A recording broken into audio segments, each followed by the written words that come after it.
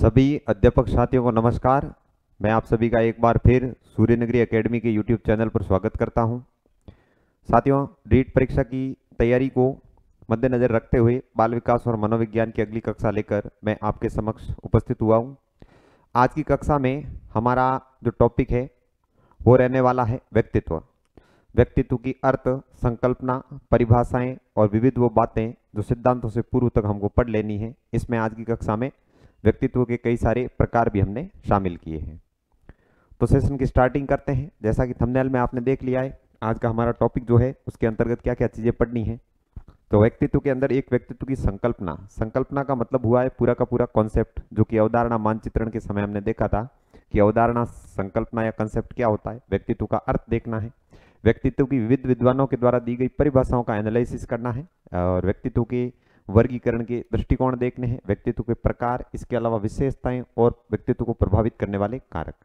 कक्षा काफी लंबी नहीं है, छोटी क्लास है, 1.5 घंटे से अंदर अंदर हम समेट लेंगे और 1.5 घंटे के अंदर हम उतना मैटर पढ़ लेंगे जितना आमतौर पर हमें 5 घंटे के अंदर पूर्ण करना होता है। तो बिना समय को जाया किए मैं सेशन को स्टार्ट करता हूं। आप बने रहिए और हर एक पीपीटी से, हर एक पन्ने से कई सारे सवाल हम जो हैं प्राप्त करने वाले हैं। महत्वपूर्ण चीज़ों को अंडरलाइन करते हुए आगे बढ़ेंगे। तरीका हमारे पढ़ने का शॉर्ट रहेगा और फास्ट से फास्ट तरीके से याद करते हुए हम आगे बढ़ेंगे। देखिए साथियों, जैसा कि रीट के सिलेबस में लेवल फर्स्ट और लेवल सेकंड दोनों के अंतर्गत व्यक्तिगत भिन्नताओं के अंदर कि व्यक्ति के अंदर जो खासियतें होती है अलग अलग व्यक्ति में अलग अलग होती है, उनका एक फैक्टर है व्यक्तित्व। यानी व्यक्तित्व वो कारक है जो एक व्यक्ति को दूसरे से अलग बनाता है। ठीक व्यक्तित्व की तरह बुद्धि भी है। बुद्धि जो इंटेलेक्चुअल प्रॉपर्टी जो होती है, दिमाग के अंदर की जो क्षमता होती है, जन्मजात सीखने की योग्यता होती है, समस्या समाधान की योग्यता होती है, बुद्धि भी व्यक्तित्व की तरह है। व्यक्तित्व और बुद्धि क्या करते हैं कि दुनिया के अंदर किन्हीं भी दो व्यक्तियों को आपस में अलग करते हैं कि कोई व्यक्ति दूसरे से अलग कैसे है। तो शुरू करते हैं हम। व्यक्तित्व के अंदर हमको क्या पढ़ना है। नॉर्मली जब हम व्यक्तित्व या पर्सनैलिटी की बात करते हैं तो किन चीजों को इंगित करते हैं। किसी व्यक्ति का व्यवहार कैसा है, वो बाहर से आउटपुट उसका कैसा दिखता है, आउटफिट, कपड़े वगैरह पहनने का उसका सेंस कैसा है, व्यवहार कैसा है, भाषा कैसी है, ठीक है, वो कर्मठ कितना है, ईमानदार कितना है, इन तमाम गुणों को मिलाकर हम आमतौर पर पर्सनैलिटी कहते हैं। ठीक है, जैसे कि हम कहते हैं कि स्टूडेंट की पर्सनैलिटी कैसी हो, एक टीचर की कैसी हो, एक प्रोफेशनल कोई व्यक्ति होता है उसकी कैसी हो, बिजनेसमैन की पर्सनैलिटी कैसी हो। तो आमतौर पर पर्सनैलिटी या व्यक्तित्व उस बात को, उस विशेषता को, उन गुणों को, उन गुणों के समूह को, उन गुणों के समूह के संगठन को पूरे को मिला के जो कि बाहर से दिखता है उसको हम पर्सनैलिटी कहते हैं। व्यक्तित्व और पर्सनैलिटी शब्द आम जीवन में हमने कई बार सुना है। अब इसके अर्थ पर चलते हैं कि व्यक्तित्व का जो है अर्थ इस संकल्पना के अंतर्गत हम क्या ले सकते हैं। ठीक है, यहीं से प्रश्न बनना शुरू हो जाते हैं। व्यक्तित्व हिंदी का शब्द है, इसके अंदर एक शब्द है व्यक्ति और दूसरा है त्व। व्यक्तित्व के अंदर संस्कृत का त्व प्रत्यय है और त्व प्रत्यय का अर्थ होता है होने का भाव, व्यक्ति होने का भाव, व्यक्ति होने की खासियत। अब व्यक्ति व्यक्ति कैसे होता है, तो जैसे कि मानव मानव तब बनता है जब उसके अंदर मानवीय गुण हो, और व्यक्ति व्यक्ति तब बनता है जिसमें जब उसमें मानव व्यक्ति के गुण हो। अर्थात व्यक्तित्व का सामान्य हिंदी भाषा के अर्थ अंदर हम अर्थ क्या ले सकते हैं, व्यक्ति के गुण, विशेषताएं, दोष, सब गुण, दोष, विशेषताएं, प्रकृति, जो भी आदमी के अंदर दृष्टिगत होते हैं और जो सीधे नहीं दिखते, उन सबको मिलाकर व्यक्तित्व का निर्माण होता है। यानी एक आदमी को हम सामने से देखते हैं, जो विशेषताएं उसमें प्रकट हो जाती, दिख जाती, वो भी व्यक्तित्व में शामिल है, और जो बातें उसकी आंतरिक गुणों विशेषताओं से जुड़ी होती है और सीधी प्रकट नहीं होती, सीधी नहीं दिखा देती, वो भी उसके व्यक्तित्व में शामिल होती है। फिर हम देखते हैं पर्सनैलिटी, अंग्रेजी वाला शब्द। यहां से भी प्रश्न है कि व्यक्ति के व्यक्तित्व का सबसे सामान्य अर्थ क्या होगा। तो व्यक्ति के गुण, दोष, विशेषताएं जो प्रकट दिखते हैं और अप्रकट रूप से भी होते हैं, जो कि बिना किसी परीक्षण के दिखाई नहीं देते, क्योंकि व्यक्तित्व का भी मापन होता है, परीक्षण होता है, मनोवैज्ञानिक विधियों से व्यक्तित्व के गुणों को बाहर लाने की कोशिश की जाती है, जिनको हम आगे पढ़ेंगे। अब पर्सनैलिटी जो अंग्रेजी का शब्द है, ये मूल रूप से किसका हो गया, अंग्रेजी का शब्द। और जैसा कि हम जानते हैं अंग्रेजी भाषा जो है इसका उद्भव लैटिन और ग्रीक भाषाओं से हुआ है। तो इस भाषा के मूल में किसी वर्ड का फॉर्मेशन पढ़ा जाता है, तब लैटिन या ग्रीक भाषा उसके बैकग्राउंड में रहती है। तो पर्सनैलिटी जो वर्ड है इसकी उत्पत्ति किससे हुई, तो ग्रीक भाषा, सॉरी, लैटिन भाषा के परसोना शब्द से हुई है, परसोना। ठीक है, इसके बारे में सीधा सीधा सवाल पूछा भी गया है कि परसोना शब्द का निकटतम अर्थ क्या है, और एक बार पूछा गया कि व्यक्तित्व शब्द का निकटतम अर्थ किस शब्द से है, निकटतम संबंध किस शब्द से है, तो वो है पर्सोना शब्द से, ठीक है। और पर्सोना शब्द किस भाषा का है? लैटिन भाषा का शब्द है। इनमें से प्रत्येक बात से क्वेश्चन है। पर्सोना शब्द किस भाषा का है? लैटिन भाषा का शब्द है। और इसका अर्थ क्या निकलता है पर्सोना का? तो इसका सामान्य अर्थ निकलता है मुखौटा या नकाब। यहां से भी सवाल है, मुखौटा क्या होता है? मुखौटा या नकाब मुंह के ऊपर लगाए जाने वाले मुखौटे को कहते हैं, जो हमारे वास्तविक चेहरे को पीछे छुपा देता है। तो अगर हम इसके अर्थ की तरफ जाएंगे तो फिर इसका अर्थ थोड़ा संकुचित हो जाएगा कि मुखौटे के अंदर क्या व्यक्ति की पर्सनैलिटी जो होती है सिर्फ चेहरे से या सिर्फ मुखौटे से, या जो हम चेहरे के ऊपर नकली चेहरा जो लगा लेते हैं, क्या उससे हमारी व्यक्तित्व की पहचान होती है? तो इस अर्थ में अगर हम पर्सोना से व्यक्तित्व का अर्थ लें तो वो फिर संकीर्ण अर्थ हो जाएगा, चूंकि व्यक्तित्व के अंदर दिखने वाले और ना दिखने वाले समस्त गुणों को सम्मिलित किया जाता है, जो हमारे वातावरण, वंशानुक्रम और तमाम अन्य कारकों से प्रभावित होता है। तो इसको हम नकली चेहरा भी कह सकते हैं, नकली चेहरा, बनावटी चेहरा, ठीक है। तो ये होता है पर्सोना का अर्थ। सामान्यतः व्यक्तित्व शब्द के अंदर अगर हम जाएंगे तो अंग्रेजी में उसका वजन कम रहेगा और हिंदी के अंदर इसको हम ज्यादा वजन के साथ एक्सप्लेन कर सकते हैं। यदि व्यक्ति के गुण, दोष और विशेषताएं, और ये भी कौन सी? आंतरिक और बाह्य दोनों, आंतरिक व बाह्य दोनों, ठीक है। आंतरिक प्लस बाह्य। आंतरिक और बाह्य को कैसे परिभाषित करते हैं, इस पर हमने इससे पूर्व की तमाम कक्षाओं के अंदर चर्चा की है, बाल विकास से लेकर, कि आंतरिक विशेषताएं, आंतरिक गुण या आंतरिक प्रभावक तत्व वो होते हैं जो हमें जैविकता से प्राप्त होते हैं, जन्मजात होते हैं, प्रकृति प्रदत्त होते हैं, व्यक्ति के अंदर इनबिल्ट होते हैं। और बाह्य गुण, विशेषताएं, कारक, प्रभावक तत्व वो होते हैं जो हमारे वातावरण के कारण या हमारे जन्म लेने के बाद हमारे आसपास की बातों से प्रभावित होकर जो चीजें निर्मित होती है उसको हम बाह्य कहते हैं। जैसे कि एक आदमी का ड्रेसिंग सेंस है, कपड़े पहनने का तरीका है, तो वो उसका बाह्य गुण या विशेषता हो गई।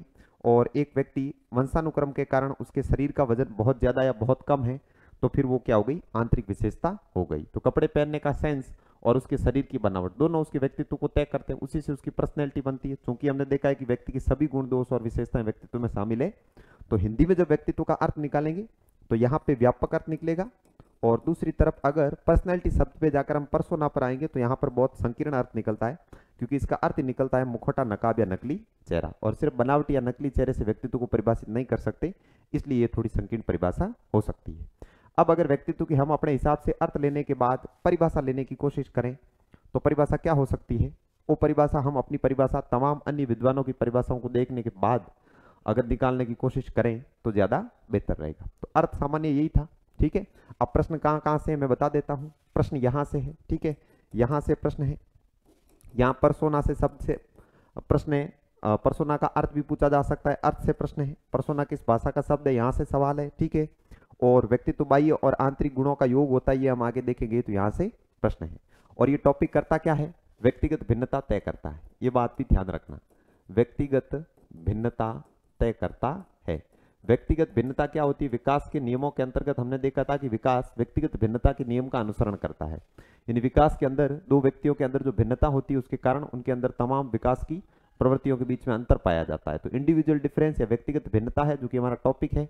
लेकिन पहले इसके छोटे बड़े कारक पढ़कर अगर हम व्यक्तिगत भिन्नता को पढ़ेंगे तो फिर इस पर बिल्कुल भी हमें टाइम नहीं लगेगा। हम व्यक्तिगत भिन्नता में जाके सीधा कह देंगे कि भाई व्यक्तित्व तो तमाम प्रकार के होते हैं, जैसे कि हमने पढ़े। तो जैसा व्यक्ति के अंदर व्यक्तित्व होगा उसी के आधार पर वो दूसरे अन्य व्यक्तियों से अलग हो जाएगा, अर्थात की व्यक्तिगत भिन्नता व्यक्तित्व से भी निर्धारित होती है।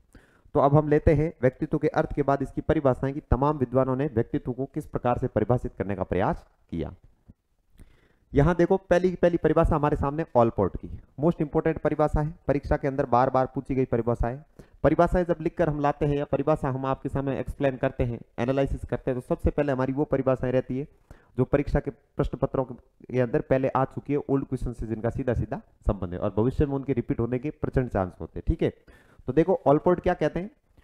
ऑलपोर्ट ने व्यक्तित्व के विशेषक सिद्धांतों में से एक व्यक्तित्व को परिभाषित करने वाला सिद्धांत दिया है जो कि हम आगे पढ़ेंगे। फिलहाल यह है कि व्यक्तित्व उन मनोदैहिक का अर्थ क्या हुआ? मानसिक और शारीरिक। इस पे हमको पकड़ रखनी है, मानसिक प्लस शारीरिक। शरीर को देह कहते हैं, इसलिए मनोदैहिक से मतलब हुआ मानसिक और शारीरिक दोनों प्रकार के।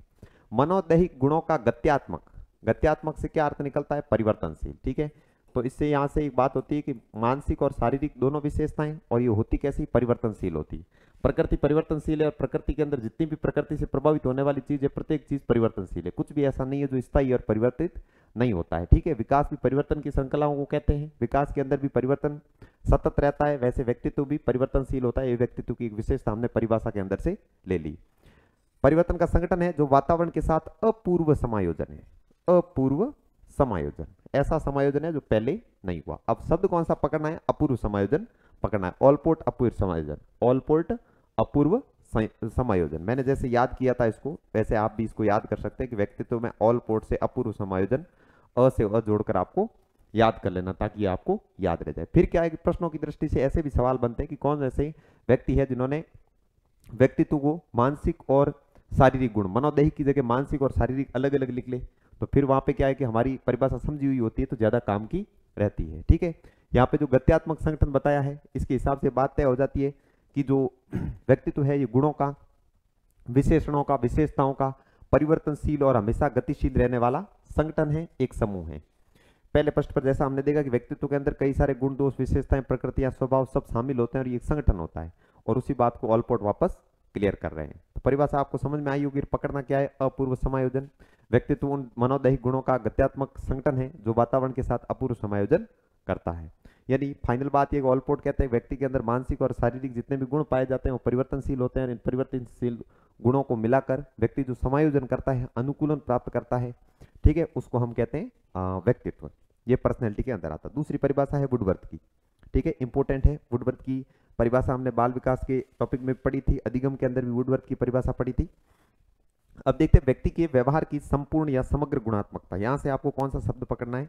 संपूर्ण या समग्र गुणात्मकता।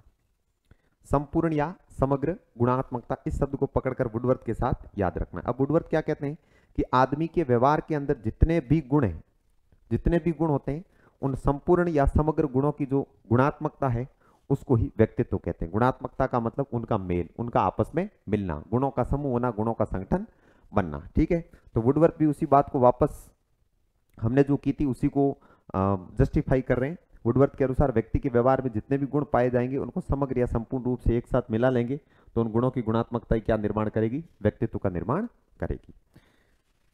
आगे देखते हैं अगली परिभाषा है वैलेंटाइन की। वैलेंटाइन का नाम बाल विकास के अंदर बार बार आता रहा है। इन्होंने बाल विकास की अवस्थाओं को अलग अलग नाम दिए हैं। व्यक्तित्व जन्मजात और अर्जित प्रवृत्तियों का योग है। बहुत बड़ी बात कह दी इन्होंने।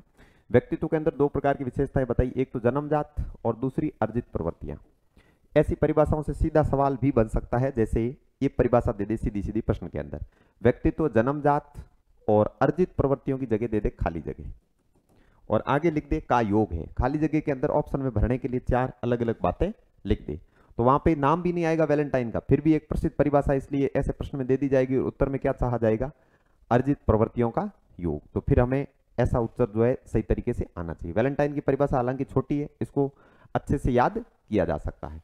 तो वैलेंटाइन ने क्या कहा है कि जन्मजात और अर्जित प्रवृत्तियों का योग है, मतलब व्यक्ति जन्म के समय अपने वंशानुगतता के या फिर जैविकता के प्रभाव से जो गुण लेकर पैदा होता है, उनके साथ बाह्य वातावरण के प्रभाव से जो प्रवृत्तियां वो अर्जित करता है या वातावरण के प्रभाव के कारण जो विशेषताएं उसमें प्रकट होती है, उन सबको मिलाकर व्यक्तित्व का निर्माण होता है। ऐसी बात कौन कहते हैं? वैलेंटाइन कहते हैं। नेक्स्ट है आरबी कैटल। कैटल ने व्यक्तित्व को जानने का 16 पीएफ सिद्धांत दिया है। 16 पर्सनैलिटी के फैक्टर बताएं। इनके हिसाब से व्यक्तित्व मापन में या व्यक्तित्व को निर्धारण करने में जो है 16 पर्सनैलिटी फैक्टर जिम्मेदार होते हैं। पर्सनैलिटी के अंदर व्यक्तित्व को प्रभावित करने वाले 16 कारक होते हैं और वो कारक कितना किस व्यक्ति के अंदर उपस्थित है उसकी हिसाब से उसका व्यक्तित्व तय होता है। तो 16 पीएफ तो हम आगे पढ़ेंगे विस्तार से, फिलहाल देखते हैं कि आरबी कैटल ने परिभाषा क्या दी है, जिसके द्वारा हम भविष्यवाणी कर सकते हैं कि कोई व्यक्ति किस परिस्थिति में क्या करेगा। भविष्यवाणी कर सकते हैं कि किस परिस्थिति में क्या करेगा, उसको व्यक्तित्व कहते हैं। जिसके द्वारा हम ये तय कर सकें, ये भविष्यवाणी कर सकें कोई व्यक्ति भविष्य में किस परिस्थिति में क्या करेगा, तो वो क्या होता है? व्यक्तित्व होता है। इनके कहने का मतलब ये है कि किसी व्यक्ति के गुणों को, बाह्य रूप, रंग को, भाषा को, उसके व्यवहार लहजे को, उसकी प्रवृत्तियों को, दृष्टिकोण को अगर हम देख लें, ढंग से पहचान लें, तो हमने उसके व्यक्तित्व को जान लिया। अब उसके आधार पर हम ये बता सकते हैं कि वो व्यक्ति भविष्य में क्या करेगा। अगर कोई बहुत ही ज्यादा कर्तव्यनिष्ठ ईमानदार व्यक्तित्व हमारे सामने सिद्ध हो जाता है तो हम उसकी तमाम भविष्य की परिस्थितियों के अनुमान लगा सकते हैं कि कभी इसी व्यक्ति को राष्ट्र हित में निर्णय लेना पड़ा तो क्या करेगा। हमेशा ईमानदारी से, कर्तव्य निष्ठा से राष्ट्र हित में या लोक कल्याण में निर्णय लेगा। कोई व्यक्ति हमारे सामने बहुत ही बड़ा धोखेबाज, कपटी, छली प्रकार का धोखेबाज व्यक्ति सिद्ध हो जाता है, क्योंकि हमने उसके व्यक्तित्व के गुणों का एनालिसिस किया है। तो हम देख सकते हैं कि जब कोई लाभ की बात आएगी या स्वार्थ की बात आएगी तो वो व्यक्ति डेफिनेटली दूसरों को धोखा दे सकता है। यानी कैटल के अनुसार व्यक्ति के व्यक्तित्व को देखकर वो भविष्य में क्या काम करेगा इसकी भविष्यवाणी संभव है। तो क्या व्यक्तित्व की भविष्यवाणी कर सकते हैं? कैटल के अनुसार हाँ, कर सकते हैं। एक बाल विकास के नियमों को पढ़ते टाइम, बाल विकास के नियमों हमने देखा था, बाल विकास के भविष्यवाणी का नियम, बाल विकास की भविष्यवाणी की जा सकती है। ठीक है, होनहार बिरबान के होते सीखने पात, यानी कि जो छोटा बच्चा होता है उसको छोटी उम्र में ही, कम आयु में ही हम देखकर बता सकते हैं कि उसका भविष्य में स्थान क्या होगा। ऐसे जो समझदार व्यक्ति थे वो छोटे बच्चों के बारे में ऐसी बातें पहले से कह देते थे। जैसे गौतम बुद्ध के बारे में एक बात कही गई कि प्रेडिक्शन के द्वारा कि ये व्यक्ति बड़ा होकर या तो कोई महान सम्राट बनेगा, विश्व विजेता सम्राट बनेगा, या फिर बनेगा महान सन्यासी। तो वो जो चीजें हैं उनमें आध्यात्मिकता कम और ये व्यक्तित्व पहचानने की जो क्षमता होती है ना आदमी की, मनोवैज्ञानिक शक्ति, वो अधिक असरकारी होती है और उसी आधार पर व्यक्तित्व की भविष्यवाणी भी की जा सकती। तो अगर पूछ ले कभी प्रश्न के अंदर कि क्या व्यक्तित्व की भविष्यवाणी कर सकते हैं, तो आरबी कैटल के इस कथन को याद रखना है और इस बात को मान लेना है कि व्यक्तित्व की भविष्यवाणी संभव है। यहीं से विशेषताएं निकलती है। हालांकि हम आगे व्यक्तित्व की विशेषताओं को अलग से पढ़ेंगे, लेकिन जो विशेषता यहाँ से निकल रही है ना, उनको तो हमें यहीं से याद करना है। जैसे कि व्यक्तित्व जन्मजात अर्जित प्रवृत्तियों का योग होता है, जैविक और पर्यावरणीय कारकों से निर्मित होता है, व्यक्तित्व परिवर्तनशील होता है, व्यक्तित्व गुणों का संगठन है। ये विशेषताएं हैं और इन्हीं विशेषताओं से सवाल बन जाते हैं। और यहाँ से एक बहुत बड़ी विशेषता जो कि परिभाषा में नहीं आती तो शायद छूट भी सकती थी, इसलिए परिभाषाएं महत्वपूर्ण है कि व्यक्तित्व की क्या किया जा सकती है, भविष्यवाणी की जा सकती है। और भविष्यवाणी को अब आपको कैटल से जोड़ देना है। ठीक है, आपको याद रह जाएगा।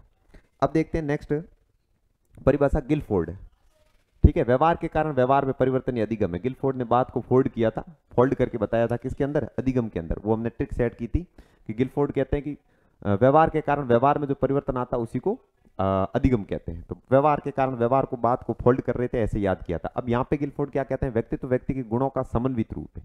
यानी व्यक्ति के अंदर जो गुण होते हैं उनका समन्वित रूप है का मतलब मिला जुला रूप है, सम्मिलित रूप है, संगठन, संगठनात्मक रूप है। व्यक्तित्व संगठन होता है, व्यक्तित्व संगठन समग्रता होती है, व्यक्तित्व गुणात्मकता होती है, व्यक्तित्व पूर्णता होती है, व्यक्तित्व समन्वित रूप होता है, व्यक्तित्व समायोजन होता है। ऐसे तमाम शब्द है जो व्यक्तित्व के लिए बार बार परिभाषाओं में आ रहे हैं, तो इनको भी हमें पकड़ना है। जैसे समन्वित रूप है व्यक्तित्व, व्यक्तित्व संगठन है, आदतों का संगठन है, गुणों का संगठन है, विशेषताओं का संगठन है, प्रकृति का संगठन है, बाह्य और आंतरिक गुणों का योग है।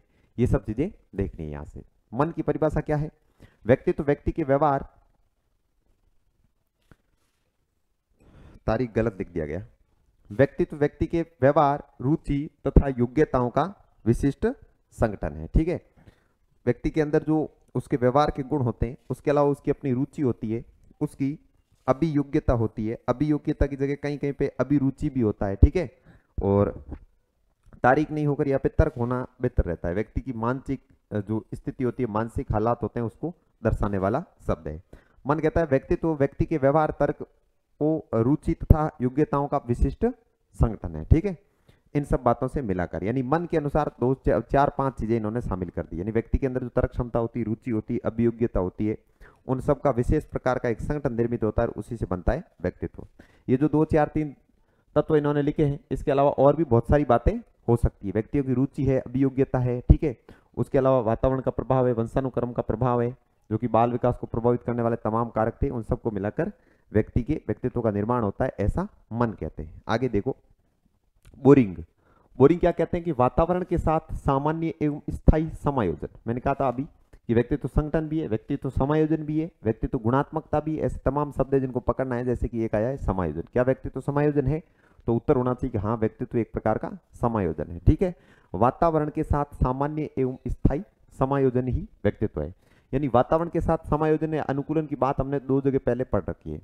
एक तो वातावरण के साथ अनुकूलन या समायोजन करने की बात जीन पियाजे बाल विकास के संज्ञानात्मक विकास सिद्धांत के अंतर्गत कहते हैं, और दूसरी ऐसी बात डार्विन में, प्रकृतिवादी जो है डार्विन, वंशानुक्रम के अंदर उनकी एक बात पड़ी थी कि प्राणी जो है, प्रजातियों का उद्भव जो है वातावरण के साथ अनुकूलन के कारण हुआ है। यानी वातावरण की विशेषताओं के साथ प्राणी जब खुद को ढालता है तो उसको अनुकूलन या फिर समायोजन कहता है। ठीक है, तो ये जो समायोजन है, हम अपने वातावरण के अंदर जीने के लिए, वातावरण के अंदर अपने जीवन को सर्वाइव करने के लिए जो विशेषताएं अर्जित करते हैं, जिन विशेषताओं को विकसित करते हैं उन सभी को मिलाकर व्यक्तित्व का निर्माण होता है। ऐसा कौन कहते हैं? बोरिंग कहते हैं। नेक्स्ट देखो आइजेंग की परिभाषा। आइजेंग की परिभाषा क्या है? व्यक्तित्व व्यक्ति के चरित्र, ज्ञान, शक्ति, ये चीजें देखो, चरित्र, ज्ञान, शक्ति, शरीर गठन, शरीर गठन का मतलब है शरीर की बनावट, ठीक है, स्थायी व टिकाऊ संगठन है, यानी ये अपेक्षा करते स्थायी होता है और टिकाऊ होता है, यानी इसकी जो मूलभूत विशेषताएं होती वो हमेशा परमानेंट होती, बाकी समय समय थोड़े बहुत बदलाव तो आ ही सकते हैं। यानी एक व्यक्ति की अगर हाइट किसी खास हद तक बढ़ी है, 6 फीट, 6.5 फीट या 7 फीट, तो वो स्थायी बढ़ गई, बाकी उसका वजन थोड़ा बहुत कभी कम भी हो सकता है, तो अपेक्षाकृत स्थायी और टिकाऊ संगठन जो वातावरण में उसके अपूर्व समायोजन का निर्धारण करता है। देखो अपूर्व समायोजन कहाँ आया था? ऑलपोर्ट में आया था और यहाँ पर वापस आ गया, तो ये आपको आइजेंग से भी अपूर्व समायोजन, ये आपको डिस्टर्ब भी कर सकता है, कंफ्यूज भी कर सकता है, ध्यान रखना। जो वातावरण में उसके अपूर्व समायोजन का निर्धारण करते हैं, यानी आइजेंग के हिसाब से व्यक्ति के अंदर पाए जाने वाले उसके चरित्र के गुण, उसका ज्ञान, उसके शरीर की बनावट, उसकी विशेषताएं, उसकी प्रवृत्ति, तमाम विशेषताएं जो मिलकर उसको वातावरण के साथ समायोजन करने में मदद करती है, उन सब बातों को क्या कहते हैं? व्यक्तित्व कहते हैं। जब आप अधिगम कर रहे हैं, जब आप पढ़ रहे हैं, तो पढ़ते टाइम भी क्या आपको व्यक्तित्व प्रभावित कर रहा है? तो बिल्कुल आपको व्यक्तित्व प्रभावित करता है। आपके व्यक्तित्व के अंदर आपके समस्त गुण, समस्त विशेषताएं, सभी खासियतें, जो कुछ लक्षण आपके अंदर पाए जाते हैं, सब के सब आपके व्यक्तित्व के अंदर मौजूद होते हैं, व्यक्तित्व के लक्षण होते हैं। तो वाटसन कहते हैं हम जो कुछ भी करते हैं वही व्यक्तित्व है। वाटसन, वाट से नहीं, वाट होता है जैसे वाट, वाट का मतलब क्या है ना, उत्तर में लिख दो जो कुछ, वाट जो कुछ, वाटसन से जो कुछ, ऐसे याद रह सकता है, ऐसे अपने ट्रिक हो सकते हैं। वाट हम जो कुछ भी करते हैं, कुछ भी था यहाँ पे है ना, ही नहीं था, कुछ भी, हम जो कुछ भी करते हैं ना वही व्यक्तित्व है, यानी हमारे द्वारा किया जाने वाला प्रत्येक कार्य व्यक्तित्व है। हालांकि जो कुछ करते हैं उसको हम क्रिया कहते हैं, लेकिन जो कुछ करते हैं उसके पीछे करने के कारण हमारे व्यक्तित्व को होते हैं, उसके जो परिणाम रहते हैं काम के, वो हमारे व्यक्तित्व से प्रभावित होते हैं। तो इसलिए हम जो कुछ करते हैं उसको व्यक्तित्व किसने कहा है? वाटसन ने। अगली विशेषता किसकी है? डेशिल की। डेशिल ने क्या कहा है? व्यक्तित्व व्यक्ति के संगठित व्यवहार का संपूर्ण चित्र है। व्यक्ति के व्यवहार के संगठन का मतलब है व्यक्तित्व के निर्माण, और संगठित व्यवहार का मतलब है सब कुछ शामिल है। व्यक्ति में मौजूद सभी बातें, सब कुछ शामिल किया जाना ही संगठित व्यवहार हुआ। व्यवहार करने के पीछे कौन सी चीजें छुपी होती है?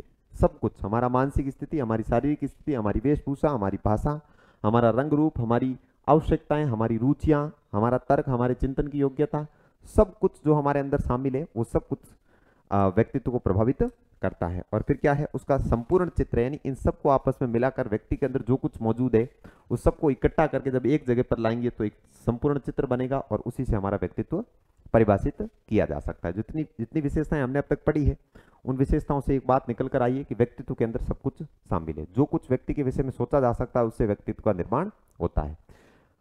अब आगे हम देखते हैं व्यक्तित्व की परिभाषा कि व्यक्तित्व जो संकल्पना हम पढ़ रहे हैं इसकी खासियतें क्या है, इसके अंदर कौन कौन सी विशेषताएं मौजूद रहती है।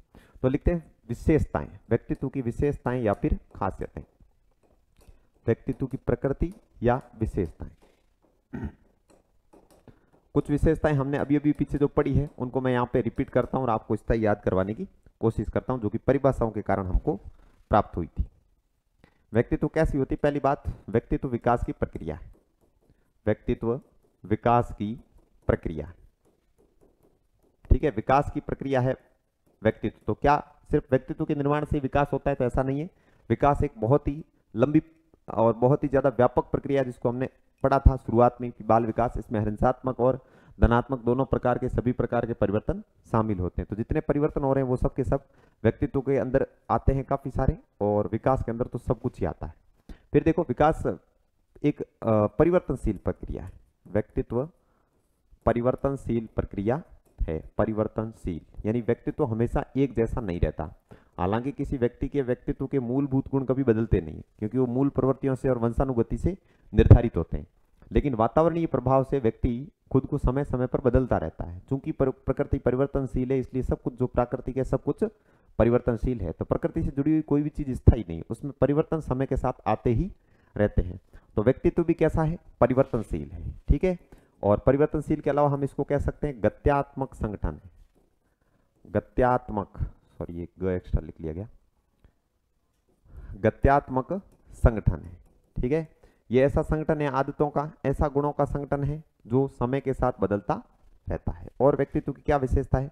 व्यक्तित्व बाह्य व आंतरिक गुणों का मेल होता है। व्यक्तित्व आंतरिक प्लस बाह्य होता है, बाह्य गुणों का योग होता है, गुणों का योग होता है। ठीक है, व्यक्तित्व के अंदर अंदर के और बाहर के सभी गुण जो है वो मिलाकर व्यक्तित्व का निर्माण करते हैं। कोई भी एक तरह की चीज व्यक्तित्व का निर्माण नहीं कर सकती। व्यक्तित्व एक समन्वित रूप है, व्यक्तित्व एक समन्वय है। क्या है? समन्वय। अब समन्वय किसका है प्रश्न बने तो गुण दोष विशेषणों का। ठीक है, इसके अंदर समन्वय किसका होता है? गुणों का होता है, दोष का होता है, ठीक है, वेशभूषा का होता है, संस्कृति का होता है, हमारी नियत का होता है, चरित्र का होता है। जितनी चीजें समन्वित की जा सकती है वो सब की सब इसमें शामिल की जा सकती है। क्या हम व्यक्तित्व को एक संगठन कह सकते हैं? तो परिभाषाओं के आधार पर सोच के देखो, कहीं संगठन पड़ा है तो व्यक्तित्व एक संगठन है। व्यक्तित्व एक संगठन है। किसका संगठन है? तो हम कह सकते हैं आदतों का संगठन है, विशेषणों का संगठन है, गुणों का संगठन है, दोषों का संगठन है। ऐसी तमाम बातें सामने आ सकती है। ठीक है, व्यक्तित्व एक समायोजन है। क्या व्यक्तित्व समायोजन है? तो हम अभी अभी पढ़कर आए हैं पीछे कि व्यक्तित्व अपूर्व समायोजन है। ऑलपोर्ट और आइजेंग के अनुसार व्यक्तित्व वातावरण के साथ अपूर्व समायोजन है। तो व्यक्तित्व क्या है? समायोजन की प्रक्रिया है। क्या व्यक्तित्व प्रक्रिया है या परिणाम है? तो दोनों है। व्यक्तित्व निर्मित होता है, व्यक्तित्व का जब परिवर्तन आते हैं तब वो प्रक्रिया हो जाता है, और जो व्यक्तित्व वर्तमान में मौजूद होता है वो परिणाम होता है। आज तक हमने जो कुछ अर्जित किया, जो कुछ विशेषताएं हमारे अंदर आ गई, वो परिणाम है। ठीक है, और उन परिणामों को हम व्यक्तित्व कह सकते हैं। व्यक्तित्व के अंदर जो बदलाव आते हैं उसको हम प्रक्रिया से परिभाषित कर सकते हैं। व्यक्तित्व एक प्रक्रिया भी है और व्यक्तित्व एक परिणाम भी है। इस तरह से व्यक्तित्व की और भी बहुत सारी विशेषताएं हो सकती है जो कि हम अभी तक पढ़ कर आए। व्यक्तित्व किस किस प्रकार के विकास के तमाम आयाम पढ़े थे हमने। तो व्यक्तित्व कैसी चीज है? तो व्यक्तित्व शारीरिक भी है, व्यक्तित्व शारीरिक भी है, व्यक्तित्व मानसिक भी है, व्यक्तित्व भावात्मक यानी कि संवेगात्मक भी है, संवेगात्मक के अलावा व्यक्तित्व सामाजिक भी होता है, और सामाजिक के अलावा व्यक्तित्व मनोवैज्ञानिक भी है, मनोवैज्ञानिक। सभी प्रकार के विकास के जितने पक्ष हो सकते हैं सब व्यक्तित्व को प्रभावित करते हैं, क्योंकि विकास के परिणाम स्वरूप भी प्राणियों के अंदर नई विशेषताएं प्रकट होती है, और जितनी विशेषताएं प्रकट होती है सब व्यक्तित्व में शामिल होती है। अतः की विकास के जो व्यक्तित्व है उसके अंदर हम जितनी बातें हो सकती है उन सबको शामिल कर सकते हैं। ठीक है, इसके अलावा इन तमाम चीजों को अंदर ले, जैसे शरीर के अंदर कौन कौन सी बातें शामिल होगी, तो उसके हिसाब से हम देख सकते हैं कि शारीरिक तत्व विकास को प्रभावित करने वाले कौन से होते हैं। शारीरिक तत्व जितने भी होते हैं, मानसिक तत्व जो होते हैं हमारे मानस के सोचने के तरीके, संवेगात्मक स्थिति, सामाजिकता, मनोवैज्ञानिक, इनको विकास के तत्व कहते हैं। सॉरी, विकास के क्या, व्यक्तित्व के तत्व कहते हैं, जिनको हम अगली स्लाइड पर ले लेते हैं कि व्यक्तित्व को प्रभावित करने वाले तत्व कौन से होते हैं। कारकों को अलग पढ़ेंगे और व्यक्तित्व के तत्व को यहाँ पढ़ लेते हैं। जितना अधिक चीजों को हेडिंग लगाकर हम पढ़ेंगे उतना हमारी जो अवधारणा है वो क्लियर होगी। व्यक्तित्व के तत्व, व्यक्तित्व के तत्वों को हम विकास के आयामों के आधार पर बांट सकते हैं कि व्यक्तित्व के शारीरिक तत्व कौन से होते हैं। ठीक है, जैसे कि मैं कह दूं एक व्यक्ति के शरीर के ऊपर आप क्या क्या देखकर उसके व्यक्तित्व का निर्धारण कर सकते हैं। तो जैसे व्यक्तित्व के आदमी के शारीरिक आधार पर वजन, ठीक है, वजन, लंबाई, ये विकास के भी कारक हुए थे। अंगीय विकास के अंदर इनको हमने पढ़ा था। शारीरिक विकास में अंगीय विकास के अंदर लंबाई, वजन इत्यादि पढ़ा था। व्यक्तित्व को प्रभावित करने वाले जो तत्व होते हैं उसमें शारीरिक तत्व होते हैं वजन, लंबाई, अंग प्रत्यंग यानी शरीर के अंगों का निर्माण। ठीक है, रंग हो सकता है। ठीक है, रंग के अलावा चेहरा, किसी व्यक्ति का चेहरा होता है वो भी उसके व्यक्तित्व का निर्माण करता है। जैसे ओज से भरा हुआ चेहरा होता है, तेजवान चेहरा होता है। ठीक है, तो ये चेहरे भी व्यक्ति के व्यक्तित्व का निर्माण करते हैं। ठीक है, किसी का चेहरा आकर्षक या तेजवान नहीं है तो उसका जो प्रभाव है दूसरे लोगों पर कम हो सकता है। ठीक है, तो ये सारे चीज जो है। इसके अलावा देखो अंतःस्रावी ग्रंथियां, अंतःस्रावी तंत्र, ये भी व्यक्तित्व के शारीरिक प्रकार के तत्व हुए। यहां से प्रश्न कैसे बन सकता है, कौन सा एक शरीर व्यक्ति के व्यक्तित्व का शारीरिक तत्व नहीं है अथवा है, तो शरीर से रिलेटेड जो बातें हैं शारीरिक तत्व है।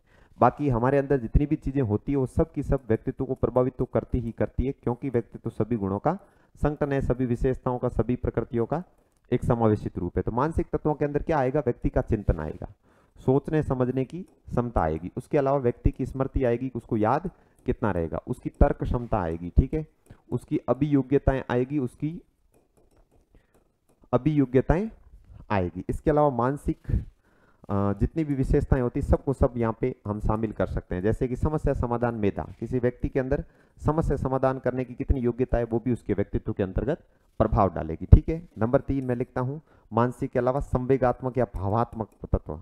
संवेगात्मक या भावात्मक तत्व। संवेग या भावों का मतलब भावनाओं से होता है। व्यक्ति का भावनात्मक विकास किस प्रकार हुआ है, क्या वो उसके व्यक्तित्व को प्रभावित करेगा? तो बिल्कुल कर सकता है। जैसे कोई आदमी बहुत ज्यादा भावुक है, इमोशन में बहता है, भावनाओं के वशीभूत निर्णय लेता है, अपने मस्तिष्क से निर्णय कम ले पाता है या नहीं लेना चाहता है, तो वो भी किसका विशेषण हो गया? संवेगात्मक प्रकार का तत्व उस चीज को प्रभावित करता है। तो संवेगात्मक या भावात्मक का मतलब क्या हुआ? व्यक्तित्व की भावनाएं, मूल रूप से व्यक्ति की भावनाएं। यानी व्यक्ति अगर क्रोधी है, उसमें क्रोध की भावना अधिक है या स्नेह की भावना अधिक है, अगर व्यक्ति करुणा बहुत ज्यादा करता है, ठीक है, करुणा के अलावा मान लो कि वो ईर्ष्या करता है, या इनमें से कोई भी भावना जो उसमें मौजूद है वो उसके व्यक्तित्व का निर्धारण करेगी।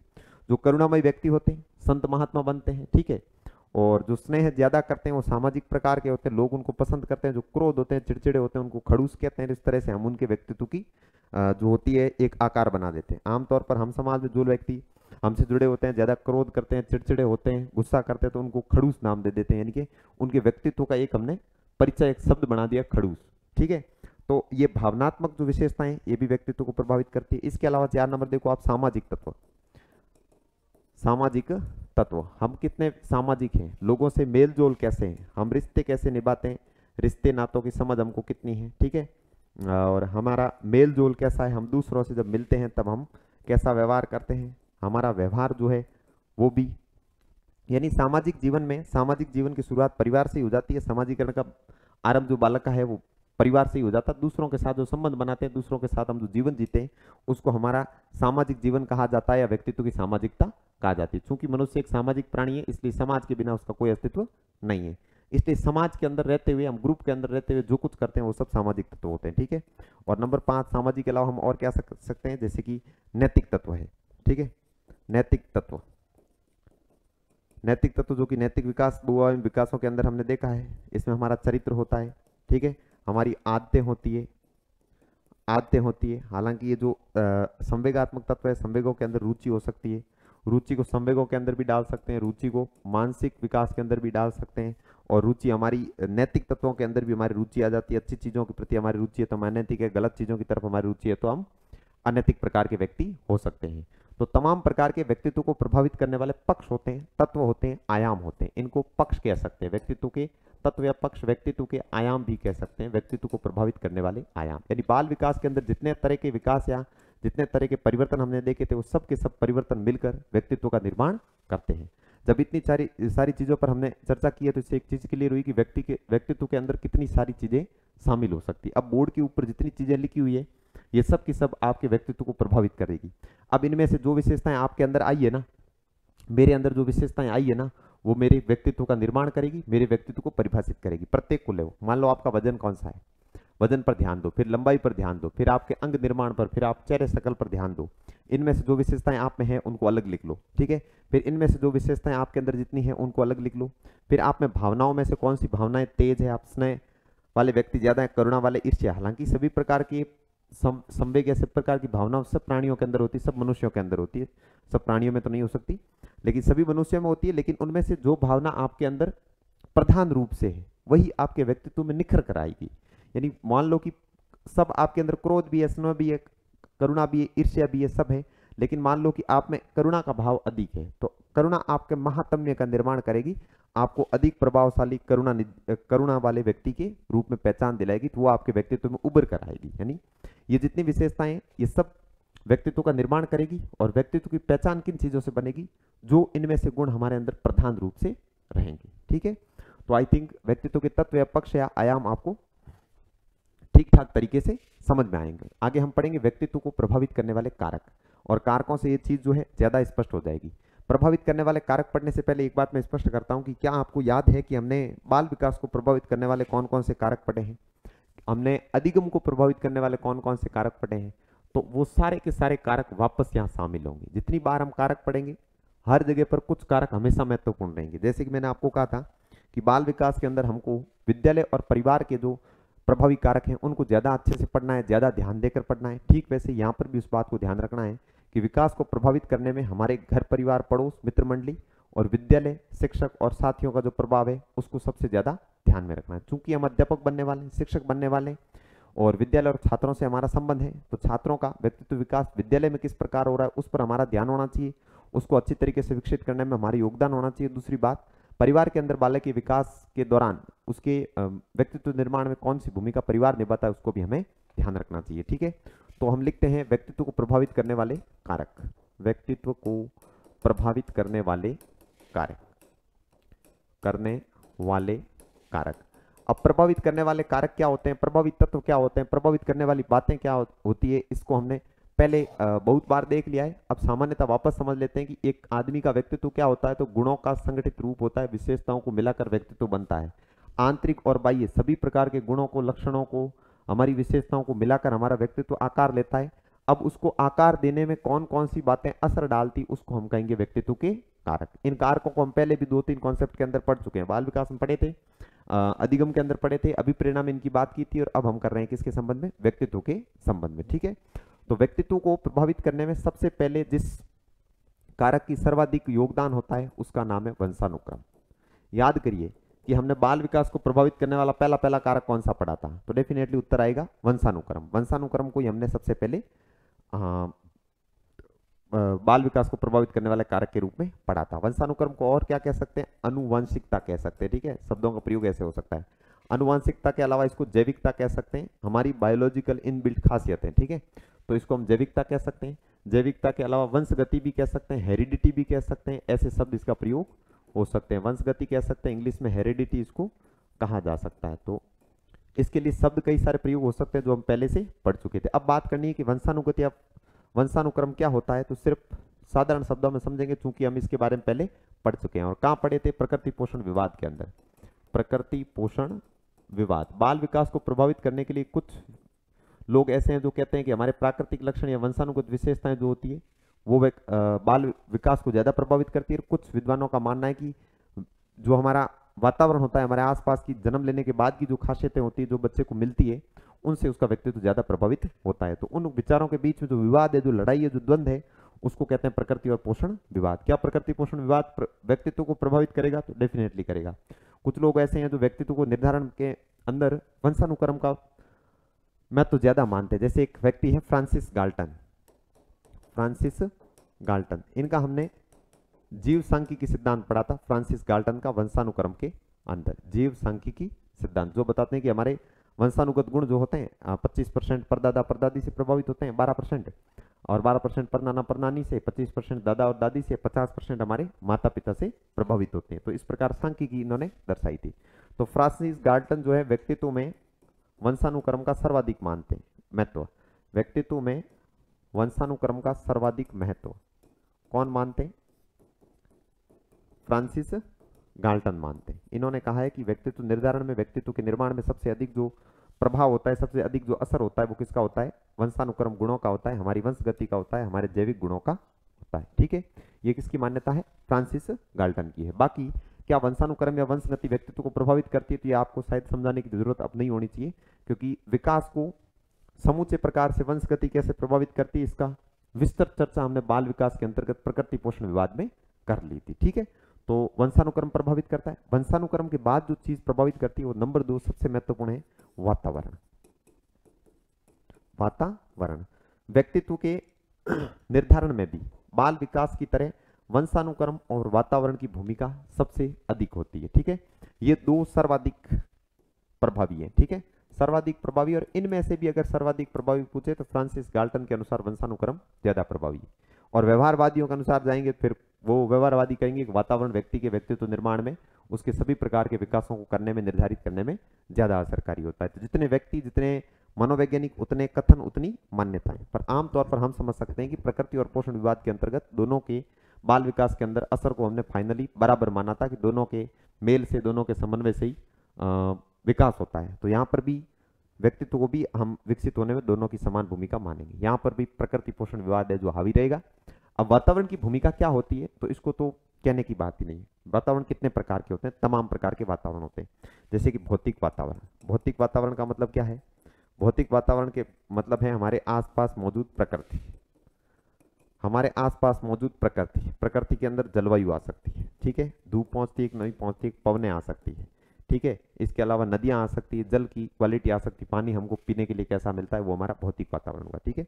भौतिक वातावरण के अतिरिक्त कैसा वातावरण होता है, सामाजिक वातावरण होता है। चूंकि ये बातें हम पहले पढ़ चुके हैं इसलिए स्पीड से पढ़ रहे हैं। मैंने शुरुआत से आपको एक बात बताई क्लासों के अंदर कि शुरुआत के टॉपिक पर हम ज्यादा टाइम इसलिए लगा रहे हैं क्योंकि बाद के टॉपिक में बहुत सारी चीजें ऐसी जो रिपीट हो रही है। देखो व्यक्ति वंशानुक्रम को कितना सा समझना पड़ा, थोड़ा सा समझ लिया, चूंकि हम इसको पहले पढ़ चुके हैं। अब इसलिए हमारे इन टॉपिक के अंदर टाइम कम लगेगा। हर एक टॉपिक को हम एक दो क्लास के अंदर खत्म कर देंगे, निपटा देंगे। इसलिए परीक्षा को अगर टाइम अगर कम भी बचा हुआ है तो फिर भी हमारे पास पढ़ने के लिए भी चीजें भी तो कम है, इन पर चर्चा भी उतनी पहले जितनी नहीं करनी उतना टाइम हमको लगेगा ही नहीं। इसलिए मैं पढ़ाने की गति भी थोड़ी तेज कर लेता हूँ। ठीक है। तो सामाजिक वातावरण क्या होता है कि जन्म के बाद हमारे घर परिवार, आस पड़ोस और हमारे समाज के अंदर जितने भी लोग हमसे मिलते जुलते हैं उन सबको मिलाकर सामाजिक वातावरण का निर्माण होता है। ध्यान रखना, विद्यालय और घर दोनों सामाजिक वातावरण के अंतर्गत शामिल होते हैं। समाजीकरण की प्रक्रिया बाल विकास के अंतर्गत पड़ी थी। सामाजिक विकास में तो हमने देखा था कि बालक का समाजीकरण परिवार से शुरू होता है। समाजीकरण की प्रक्रिया में विद्यालय वो संस्था है या विद्यालय वो एजेंसी है जो समाजीकरण में सबसे अधिक प्रभावी भूमिका निभाती है। तो सामाजिक वातावरण के अंदर क्या क्या शामिल होगा, घर, पड़ोस, ठीक है, रिश्तों के अलावा मित्र मंडली, समवयस्क समूह और विद्यालय, ये तमाम चीजें प्रभावकारी रहती है। और ध्यान रखना, जितनी भी अवधारणाएं हम पढ़ेंगे उसमें दो का प्रभाव सबसे ज्यादा प्रभावी रहेगा, घर का और विद्यालय का। ठीक है। अब विद्यालय और घर की स्थितियां निर्धारित करेगी कि आदमी का व्यक्तित्व कैसा होता है, तो इसको हम आगे अलग से पढ़ लेंगे। सामाजिक वातावरण के अलावा और कौन सा वातावरण हो सकता है, सांस्कृतिक वातावरण प्रभावी कर सकता है। सांस्कृतिक वातावरण, कोई व्यक्ति किस प्रकार की संस्कृति में रहता है। अगर संस्कृति में बहुत ही ज्यादा अंधविश्वास है तो व्यक्ति के व्यक्तित्व में कैसे गुण आएंगे, अंधविश्वासी गुण आएंगे। ठीक है। वो फालतू की चीजों के लिए प्रकृति को, ईश्वर को जिम्मेदार ठहराता रहेगा। खुद के विकास के लिए उसने कुछ नहीं किया और दोष किसको दे दिया, किस्मत को दे दिया। इस प्रकार के अंधविश्वास जो होते हैं, अंधविश्वास जनित संस्कृतियों के अंदर से पलते हैं। ठीक है। हिंसक संस्कृति के अंदर पले हुए बालकों का व्यक्तित्व हिंसक होगा, गुस्सैल होगा, चिड़चिड़ा होगा, दूसरों पर आक्रामक रवैया वो अपनाएंगे, तो ये भी तय करता है। इसके अलावा धार्मिक वातावरण भी तय करता है। धार्मिक वातावरण या धार्मिकता का मतलब क्या होता है, अंतःकरण का विषय है। हम कौन सी मूल्य मान्यताएं ईश्वर और धर्म को लेकर मानते हैं, वो हमारे धार्मिक विश्वास होते हैं। आध्यात्मिक विषय, ये जो होते हैं तमाम प्रकार के वातावरण होते हैं। हमारे आसपास मौजूद चीजें जिनको हम कई सारे भागों में बांट देते हैं, वातावरण होता है। सामान्य अर्थ में वातावरण को क्या कह सकते हैं, हमें पोषण कह सकते हैं। यानी वह क्रिटेरिया, वह हमारा सराउंडिंग्स जिसके अंदर हमें तमाम प्रकार के पोषण मिलते हैं, शिक्षा मिलती है, उसको हम वातावरण के नाम से जानते हैं। क्योंकि इन पर विस्तृत चर्चा पहले हमारी की जा चुकी है, इसलिए हमें आगे बढ़ जाना चाहिए। ठीक है। आगे हम देखते हैं कि बाल विकास को प्रभावित करने वाली और चीजों के अंदर किस किस की चर्चा हमें करनी है। तो वातावरण के अंतर्गत दो चीजों की चर्चा हम गहनता से वापस करेंगे। एक तो है घर परिवार और दूसरा है विद्यालय।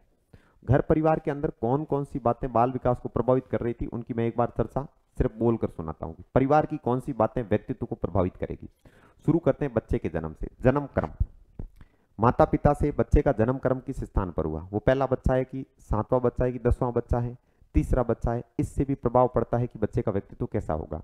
एक आम धारणा है कि जो सबसे बड़े बच्चे होते हैं या जन्म क्रम पहला होता है, वो बच्चे बहुत ज्यादा प्रेम के कारण दब्बू हो जाते हैं। ठीक है। कमजोर प्रवृत्ति के रह जाते हैं। और बाद के जो बच्चे होते हैं वो कम प्रेम मिलने की वजह से और उपेक्षा के भाव की वजह से आक्रामक, अधिक महत्वाकांक्षी और गुस्सैल प्रवृत्ति के हो सकते हैं, तेज हो सकते हैं थोड़े। तो जन्म कर्म भी प्रभावित करता है। इसके अलावा माता पिता के वंशानुगत गुण होते हैं, वो भी प्रभावित करते हैं। घर के अंदर जो व्यवहार होते हैं, व्यवहार के नियम होते हैं, घर वालों की जो भाषा होती है, घर वालों का दृष्टिकोण होता है, उनकी जो शिक्षा होती है, उनकी जो मान्यताएं होती है, वो उनके बच्चों को पोषण देते के टाइम प्रभावित करती है। घर परिवार का आकार, संयुक्त परिवार है कि एकल परिवार है, परिवार के अंदर कितने लोग रहते हैं, ये सब की सब बातें जो है घर परिवार में बच्चे के विकास को प्रभावित करती है। और विकास की अंदर ही व्यक्तित्व आता है, अर्थात व्यक्तित्व पर भी ये तमाम चीजें प्रभाव डालेगी। दूसरा क्या रहता है, विद्यालय। ठीक है। तो विद्यालय का प्रांगण भी बच्चों के सामाजिक विकास का सबसे महत्वपूर्ण केंद्र होता है। हालांकि विद्यालय के अंदर सभी प्रकार का विकास होता है। ठीक है। सभी प्रकार का विकास, सामाजिक विकास, नैतिक विकास और सभी प्रकार के विकासों का संगठित रूप ही व्यक्तित्व है, इसलिए व्यक्तित्व को भी ये दोनों बातें प्रभावित करेगी। इनसे प्रश्न बनने की संभावना सर्वाधिक है, यानी कि इनका महत्वपूर्ण सर्वाधिक प्रभाव रहेगा। यानी व्यक्तित्व को प्रभावित करने वाले दो महत्वपूर्ण कारक, वंशानुक्रम और वातावरण। वातावरण के अंदर भी कौन से वातावरण सबसे ज्यादा महत्वपूर्ण है, घर का वातावरण और विद्यालय का वातावरण। ठीक है। तो ये वातावरणों के अंदर सर्वाधिक प्रभावी वातावरण कौन से हुए? विद्यालय और घर परिवार वाले। जिन विद्यार्थियों को ये बातें बहुत ज्यादा विस्तार से पढ़नी है उनको वापस जाना पड़ेगा कहां पर? बाल विकास को प्रभावित करने वाले कारकों पर। साथियों उस चीज को एक बार में पढ़ो, एक बार वहां जाकर इन चीजों के विकास पर प्रभावों को पढ़ो। सब टॉपिक के अंदर सेम चीजें काम आएगी, व्यक्तित्व में काम आएगी, बुद्धि में काम आएगी, अभिप्रेरणा में काम आएगी, अधिगम में काम आएगी और बाल विकास के अंतर्गत काम आएगी। चीजें सेम ही है, इनके अंदर प्रभाव का कोई और तरीका है नहीं।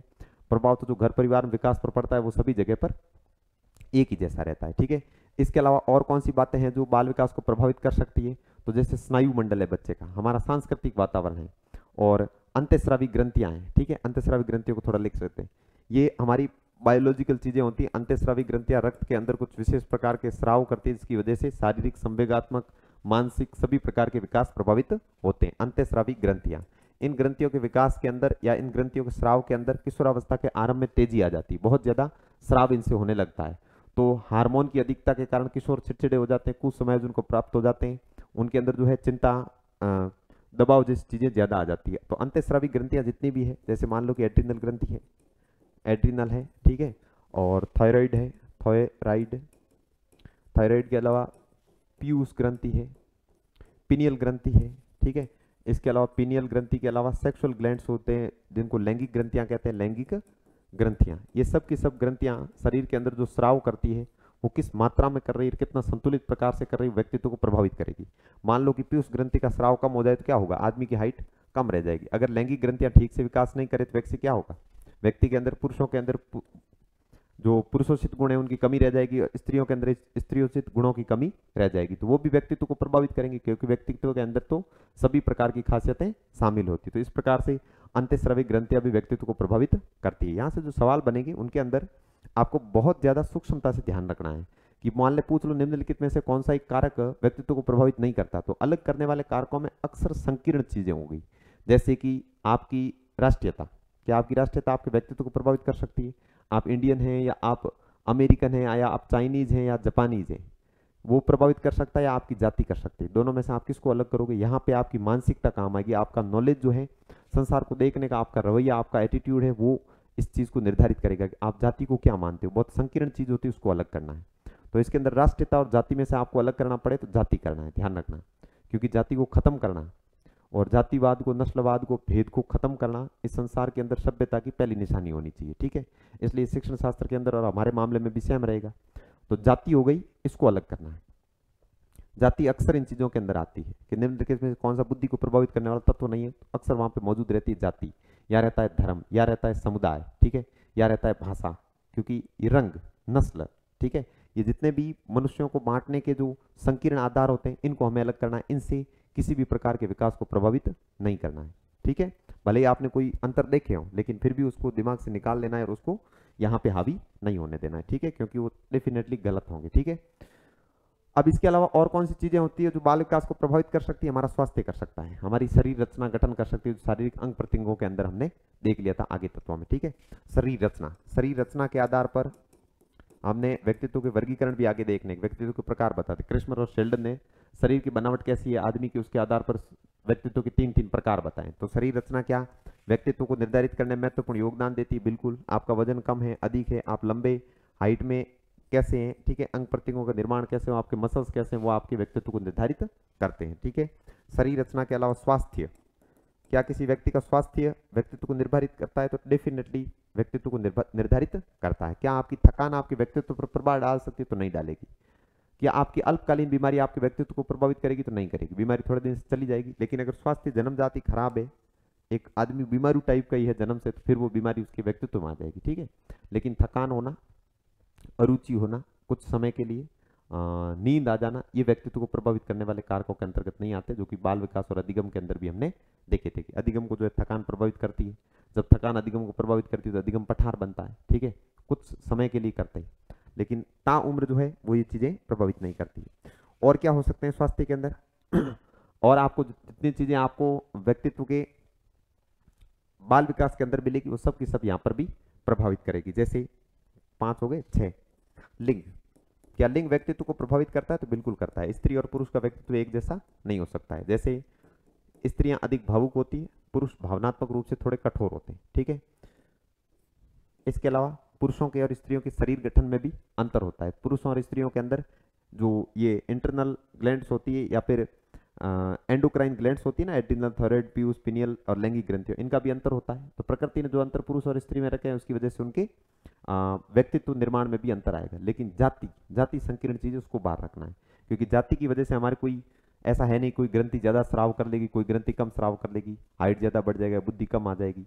हाँ, हो सकता है कि वंशानुक्रम रूप से, वंशानुक्रम के गुणों से जो बुद्धि का अलग अलग प्रकार का सब में अनुपात होता है वो तो हो ही जाता है, लेकिन उस पर जाति का असर हमको बाहर रखना है। तो लिंग व्यक्तित्व को प्रभावित करने वाला कारक है तो बिल्कुल करता है। स्त्री और पुरुष के अंदर अलग प्रकार की बनावट व्यक्तित्व की हो सकती है, ठीक है। इसके अलावा और क्या हो सकते हैं? मनोवैज्ञानिक कारक। मनोवैज्ञानिक कारक, मनोवैज्ञानिक कारक क्या हो सकते हैं? इसके अंदर मूल रूप से आपको रखना है मानसिक स्वास्थ्य, मानसिक विकास व मानसिक स्वास्थ्य। व्यक्ति का मानसिक स्वास्थ्य अच्छा है तो अच्छे प्रकार के व्यक्तित्व का निर्माण करेगा। मानसिक विकास बढ़िया हुआ तो बढ़िया प्रकार के विकास करेगा। और किसी बच्चे को अगर छोटी उम्र के अंदर कोई मानसिक आघात पहुंचा है, मान लो कि माता का निधन हो गया है बचपन में, ठीक है, उसको प्रेम नहीं मिला, उसको सुरक्षा नहीं मिली, बड़ा होते होते हमेशा वो भय के माहौल के अंदर जीकर बड़ा हुआ, तो फिर डेफिनेटली उस बच्चे का व्यक्तित्व प्रभावित होगा। अगर मैं व्यक्तित्व की जगह पर कहीं पे विकास बोल देता हूं तो आप एडजस्ट करना उसको, ठीक है, क्योंकि जो लय पड़ जाती है ना, आदत की मजबूरी चीजें बोल ली जाती है। आखिर विश्वास किन चीजों पे, अंतिम विश्वास किस पर? जो लिखा है। लिखने पर जोर मैं इसीलिए देता हूं कि कभी कभार जुबान स्प्लिट हो सकती है जल्दी जल्दी में, ठीक है। तो लिखी हुई बातें हमें अंतिम माननी और उन पर भरोसा करना है। हालांकि बोलने के अंदर छोटी बड़ी गलती कहीं रह जाती है तो फिर उसको आप इग्नोर करेंगे, ठीक है। और कौन सी बातें हैं जो व्यक्तित्व को प्रभावित कर सकती है? तो जितनी चीजों आप बाल विकास के अंदर पढ़ के आए हैं उन सब चीजों को यहाँ पर कॉपी पेस्ट मान लेना, सब की सब व्यक्तित्व को प्रभावित करती है, निर्विवाद रूप से प्रभावित करती है, ठीक है। मैं नोट डाल के कुछ चीजें लिख देता हूँ, कौन सी चीजें प्रभावित नहीं करती है, जिन पर ध्यान रखना है, कौन सा एक तत्व व्यक्तित्व को प्रभावित नहीं करता है, उसको अलग करने में ये चीज आपकी मदद करेगी। नहीं करते, प्रभावित नहीं कौन से करते, इनको हाईलाइट करके लिखता हूं मैं। जाति व्यक्तित्व निर्माण में असर नहीं डालती, क्योंकि अगर इसको असर डालने वाला मान लिया तो जातिवाद को बढ़ावा मिलेगा। नस्ल नहीं करती, ठीक है, नस्ल प्रभावित नहीं करती। जाति, नस्ल, समुदाय यानी कि धर्म के आधार पर समुदाय आए तो उसको इग्नोर करना है। यानी मनुष्यों को बांटने वाली जो चीजें होती है उनको असरकारी नहीं मानना है, और अलग करना पड़े कभी तो इन चीजों को अलग करना, ठीक है। बाकी अगर इनके अंदर डीपली घुस कर देखें ना तो ये भी प्रभावित कर सकती है। जैसे कोई व्यक्ति किस समुदाय के अंदर रहता है, उस समुदाय की अपनी संस्कृति अलग होगी, उसकी भाषा अलग होगी, और भाषा, रंग, रूप, गुण, दोष सब मिलकर क्या बनाते हैं? व्यक्तित्व का निर्माण करते हैं। लेकिन ये मनुष्यों के अंदर संकीर्ण आधार पर किया जाने वाला विभाजन है, इसलिए कभी अलग करना पड़े कौन सी बात व्यक्तित्व को प्रभावित नहीं करती, तब आपको इन चीजों को अलग कर देना है, ठीक। अब हम आगे बढ़ते हैं व्यक्तित्व के प्रकारों की तरफ। अब जितनी चीजें हमने पढ़ ली है उसके अलावा शेष रहता क्या क्या है वो मैं आपको पहले बता देता हूं। एक रहते हैं व्यक्तित्व के प्रकार। व्यक्तित्व के क्या रह जाते हैं? प्रकार। व्यक्तित्व कितने तरह का होता है, कितने तरह की पर्सनैलिटीज लोगों के अंदर हो सकती है, इसको लोगों ने अलग अलग व्यक्तियों ने अलग अलग प्रकार का वर्गीकरण करके बताया। व्यक्तित्व के प्रकार हमें पढ़ने हैं। इसके बाद दो चीजें ज्यादा रहेगी, एक रहेंगे व्यक्तित्व के सिद्धांत और दूसरे रहेंगे व्यक्तित्व का मापन। क्या व्यक्तित्व को मापा जा सकता है? तो बिल्कुल व्यक्तित्व का मापन किया जा सकता है। विशेषता के अंदर जाकर आप वापस ये भी लिख सकते हैं, विशेषताएं जहां हमने पढ़ी ना तो वहां पे हम ये लिख सकते हैं कि व्यक्तित्व का मापन किया जा सकता है, व्यक्तित्व का सामने से निरीक्षण किया जा सकता है, व्यक्तित्व को देखा और अवलोकन किया जा सकता है। क्योंकि हमारी जो वेशभूषा या हमारा जो बाहरी स्वरूप आउटफिट होता है उसको तो कोई भी देख सकता है, मतलब व्यक्तित्व का निरीक्षण किया जा सकता है। क्या व्यक्तित्व को नाप सकते हैं? तो व्यक्तित्व मापन की कई सारी विधियां हैं जो हम आगे पढ़ेंगे, उससे स्वयं सिद्ध हो जाएगा कि व्यक्तित्व का मापन संभव है। तो ये दो महत्वपूर्ण चीजें हैं जो हम आगे पढ़ेंगे। और व्यक्तित्व के सिद्धांत तो ऐसे हैं जो हमने पहले पढ़ लिए। मान लो कि आपको मनोविश्लेषणवाद पढ़ा है तो वो व्यक्तित्व के सिद्धांतों के अंदर भी शामिल है। मनोविश्लेषणवाद विकास का सिद्धांत है और वो अभिप्रेरणा के अंदर भी शामिल है, और यह व्यक्तित्व को प्रभावित करने वाले सिद्धांतों के अंदर भी शामिल है। तो ये दो बातें हैं जो आगे के एक लाइव सेशन के अंदर लेंगे हम। एक लंबी क्लास होगी लाइव सेशन में, करीब 3-3.5 घंटे की, उसके अंदर हम व्यक्तित्व टॉपिक को पूरा निपटा देंगे। आज वाली क्लास तो स्पीड में ली है और ये क्लास आपको शायद प्राइमर के रूप में मिलेगी, तो टिके रहना क्लास में और पूरी क्लास को ढंग से देख लेना, ताकि अगला जो सेशन आएगा उसमें सबका सब हम कवर कर लेंगे। 2 क्लास के अंदर व्यक्तित्व पूरा, और व्यक्तित्व से प्रश्न निश्चित है, तय है प्रश्न अपनी रीड के अंदर आना व्यक्तित्व से कम 1 हो सकता है 2 भी आए। और बाकी क्या है कि मनोविज्ञान शिक्षा शास्त्र के अंदर जितने भी टॉपिक दिए जाते हैं ये रेसिप्रोकल कनेक्टेड होते हैं, एक टॉपिक दूसरे टॉपिक से जुड़ा हुआ होता है। क्योंकि हमने व्यक्तित्व पढ़ा तो देखिए बाल विकास के अंदर से कितनी बातें यहाँ रिपीट हो रही, कितनी सारी चीजें जो सेम की सेम पढ़ी है, प्रभावित करने वाले कारकों में देखा है। ठीक है, तो ये एक दूसरे से जुड़े हुए हैं, इसलिए हम इनको ध्यान रखना। अब व्यक्तित्व के प्रकार, अलग अलग लोगों ने अलग अलग समय में अलग अलग परिस्थिति में और अलग अलग दृष्टिकोणों में व्यक्तित्व के प्रकार अलग अलग बताएं। अब इनमें से सबसे पहला वर्गीकरण हम पढ़ते हैं। व्यक्तित्व के प्रकारों को हम वर्गीकरण भी कह सकते हैं, व्यक्तित्व वर्गीकरण। ठीक है, सबसे पुराना जो व्यक्तित्व का वर्गीकरण है उसको हम नंबर 1 लगा कर लेते हैं, व्यक्तित्व का प्राचीनतम वर्गीकरण। पहला सवाल यहीं से बन जाएगा, व्यक्तित्व का प्राचीनतम वर्गीकरण किसने किया? हिप्पोक्रेट्स ने किया। पहला व्यक्ति जिसने व्यक्तित्व को वर्गीकृत किया उस व्यक्ति का नाम क्या है? हिप्पोक्रेट्स। ठीक है, पहला सवाल यहां से। दूसरा, हिप्पोक्रेट्स कौन थे? इनके परिचय से। हिप्पोक्रेट्स एक यूनानी दार्शनिक और चिकित्सा शास्त्री थे। यूनानी दार्शनिक थे और यूनानी दार्शनिक के साथ साथ वो क्या थे? चिकित्सा शास्त्री। ठीक है, यूनानी विद्वान संसार में बहुत ज्यादा, ग्रीक भी कह सकते हैं इसको। यूनानी विद्वान संसार भर की तमाम संकल्पनाओं के आधारभूत मूल्यों के अंदर शामिल होते हैं। शुरुआत के अंदर संकल्पना के शुरू में शुरू होते हैं, क्योंकि यूनान का जो दर्शन है वो संसार का सबसे अगड़ा और सबसे पुराने दर्शनों के अंदर आता है। हिप्पोक्रेट्स ने, जो कि एक चिकित्सा शास्त्री थे, भारत में भी ऐसे पुराने चिकित्सा शास्त्री हुए जिन्होंने व्यक्तित्व को वर्गीकृत किया है। चरक संहिता के अनुसार 3 प्रकार के व्यक्तित्व जो है, त्रिदोष सिद्धांत, इसको हम अभी थोड़ी देर में पढ़ेंगे आगे, कि 3 प्रकार के जो दोष होते हैं उसके आधार पर चरक संहिता के अंदर व्यक्तित्व के 3 प्रकार बताए गए। अब हिप्पोक्रेट्स ने किस आधार पर व्यक्तियों का वर्गीकरण किया? यहां से तीसरे प्रकार का सवाल बनेगा, यह है शारीरिक द्रव्य के आधार पर। शारीरिक द्रव्य, जिसको हम बायोलॉजिकल फ्लूइड कह सकते हैं। शारीरिक द्रव्य कौन से होते हैं? तो शरीर के अंदर कितने द्रव्य पाए जाते हैं उन सबको ध्यान में रख लो। जैसे हमारे अंदर कौन कौन से द्रव्य होते हैं? हमारे अंदर रक्त होता है एक द्रव्य के रूप में, हमारे शरीर के अंदर जल रहता है बहुत सारी मात्रा में, वो द्रव्य। शरीर के तमाम हार्मोन है वो शरीर के द्रव्य है। इसको अंग्रेजी में पूछे तो मैटर कह सकते हैं। शरीर के अंदर जो मैटर पाए जाते हैं उन मैटर के बेसिस पर किसने वर्गीकरण किया? हिप्पोक्रेट्स ने किया। यानी हिप्पोक्रेट्स के प्राचीनतम व्यक्तित्व वर्गीकरण का आधार क्या है? शारीरिक द्रव्य। यहां से सवाल बनेंगे। पहला सवाल यहां से, व्यक्तित्व का पहला वर्गीकरण किसने किया? दूसरा, हिप्पोक्रेट्स का संबंध किससे? चिकित्सा शास्त्र और दर्शन दोनों से। इनका संबंध कहां से? यूनान से। और इन्होंने किस आधार पर व्यक्तित्व का वर्गीकरण किया? शारीरिक द्रव्य के आधार पर। फिर प्राचीनतम है, तो प्राचीनतम है तो कब वर्गीकरण किया इन्होंने पेश? तो 400 ईसा पूर्व। सोच कर देखिए, ईसा के जन्म से 400 साल पहले, यानी आज से करीब 24 और कुछ अधिक वर्ष पहले। 2024-25 में हम चल रहे हैं और 400 ये पुराने, यानी 2000 के बाद 400, यानी 24 और 25 साल पहले का ये वर्गीकरण है। बहुत ज्यादा पुराना है। ये वो टाइम है जब तक भारत में मौर्य साम्राज्य की स्थापना भी नहीं हुई थी। उस टाइम इन्होंने व्यक्तित्व का वर्गीकरण किया, व्यक्तित्व के प्रकार बताए खोल के कि व्यक्ति के अंदर कौन कौन प्रकार से कितने कितने प्रकार के व्यक्तित्व हो सकते हैं। ठीक है, तो इनके जो शारीरिक द्रव्य, इनके आधार पर कोई व्यक्ति के अंदर कौन सा शारीरिक द्रव्य प्रधान रूप से मौजूद है। सभी प्रकार के शारीरिक द्रव्य सब में होते हैं, लेकिन मान लो किसी के आदमी के अंदर रक्त ज्यादा है, रक्त प्रवाह बहुत ज्यादा है, ठीक है, तो उनके आधार पर उन्होंने बताया कि रक्त प्रदान जो व्यक्ति होता है, रुधिर प्रदान, वो खुश मिजाज होता है, प्रसन्नचित्त होता है, शांत रहता है। ठीक है, और काला पित्त, शरीर के अंदर पित्त जो होते हैं ना, पित्त किसको कहते हैं? पित्त एक प्रकार का रस है जो पाचक रसों के अंतर्गत आता है और पाचन में सहायक होता है। तो पित्तों के 3 प्रकार बताए। ठीक है, उन्होंने 2 प्रकार, काला पित्त और पीला पित्त, और एक बताया कफ यानी कि श्लेष्मा जो होता है ना, श्लेष्मा कफ जो होता है, उसको भी व्यक्तियों के अंदर द्रव्य मैटर के रूप में बताया। पहला इनके द्वारा बताया गया काला पित्त, सॉरी एक प्रकार, कितने प्रकार बताए वो जानना जरूरी है। व्यक्तित्व के प्रकार कितने बताए हिप्पोक्रेट्स ने? तो व्यक्तित्व के 4 प्रकार बताए, 4 प्रकार। नेक्स्ट क्वेश्चन यहां से, और आगे ऐसे जितने भी सिद्धांत पढ़ते हैं उनमें ये चीजें रटी रटाई ध्यान रखनी है। एक तो खास बात यहाँ कोई हो, कौन सा समाजशास्त्रीय, कौन सा मनोवैज्ञानिक वर्गीकरण है, कौन सा शरीर रचना आधारित वर्गीकरण है, ऐसे। और ये कौन सा है? सबसे प्राचीन है, चिकित्सा शास्त्र से आया है, यूनानी दार्शनिक हिप्पोक्रेट्स ने दिया है। आधार शरीर द्रव्य रहा है, 400 ईसा पूर्व में दिया, और इसके प्रकार कितने बताए गए? 4 प्रकार बताए गए। पहला जो है इसका नाम है काला पित्त व्यक्तित्व। इसको इंग्लिश में क्या कहते हैं? इंग्लिश वाले भी थोड़े ध्यान रखने आपको, मेलनकोलिक। मेलनकोलिक यानी कि कभी कभार अंग्रेजी ऐसा धोखा करती है कि ये मेलनकोलिक या काला पित्त है, इसको ऐसे ही लिख दे मेलनकोलिक। देवनागरी फॉन्ट में हिंदी के लिए ऐसा लिख देंगे और अंग्रेजी ट्रांसलेशन के लिए ये मिल जाएगा, तो फिर काला पित्त हमको कहीं मिलेगा ही नहीं। इसलिए हमको अंग्रेजी पर ध्यान देना होता है कि हिंदी के अंदर क्या दे दे कि मेलनकोलिक नाम का व्यक्तित्व का प्रकार किसने बताया, जबकि हमने तो काला पित्त पढ़ रखा है, इस पर अंग्रेजी वाले पे ध्यान ही नहीं दिया, तो फिर हिंदी वाला तो वहां अक्सर ही नहीं मिलेगा, ठीक है ना। फिर हमारे साथ धोखा हो सकता है, पढ़ने और मेहनत करने के बावजूद प्रश्न गलत हो सकता है, ठीक है। अब मेलनकोलिक या काला पित्त जो व्यक्तित्व होता है उसमें काले से ध्यान रखना, काला डार्क अंधेरा, और अंधेरे में जो व्यक्ति होता है उसका जीवन कैसा होता है, सोच कर देखिए, उसका जीवन होगा उदासीन और मंदित।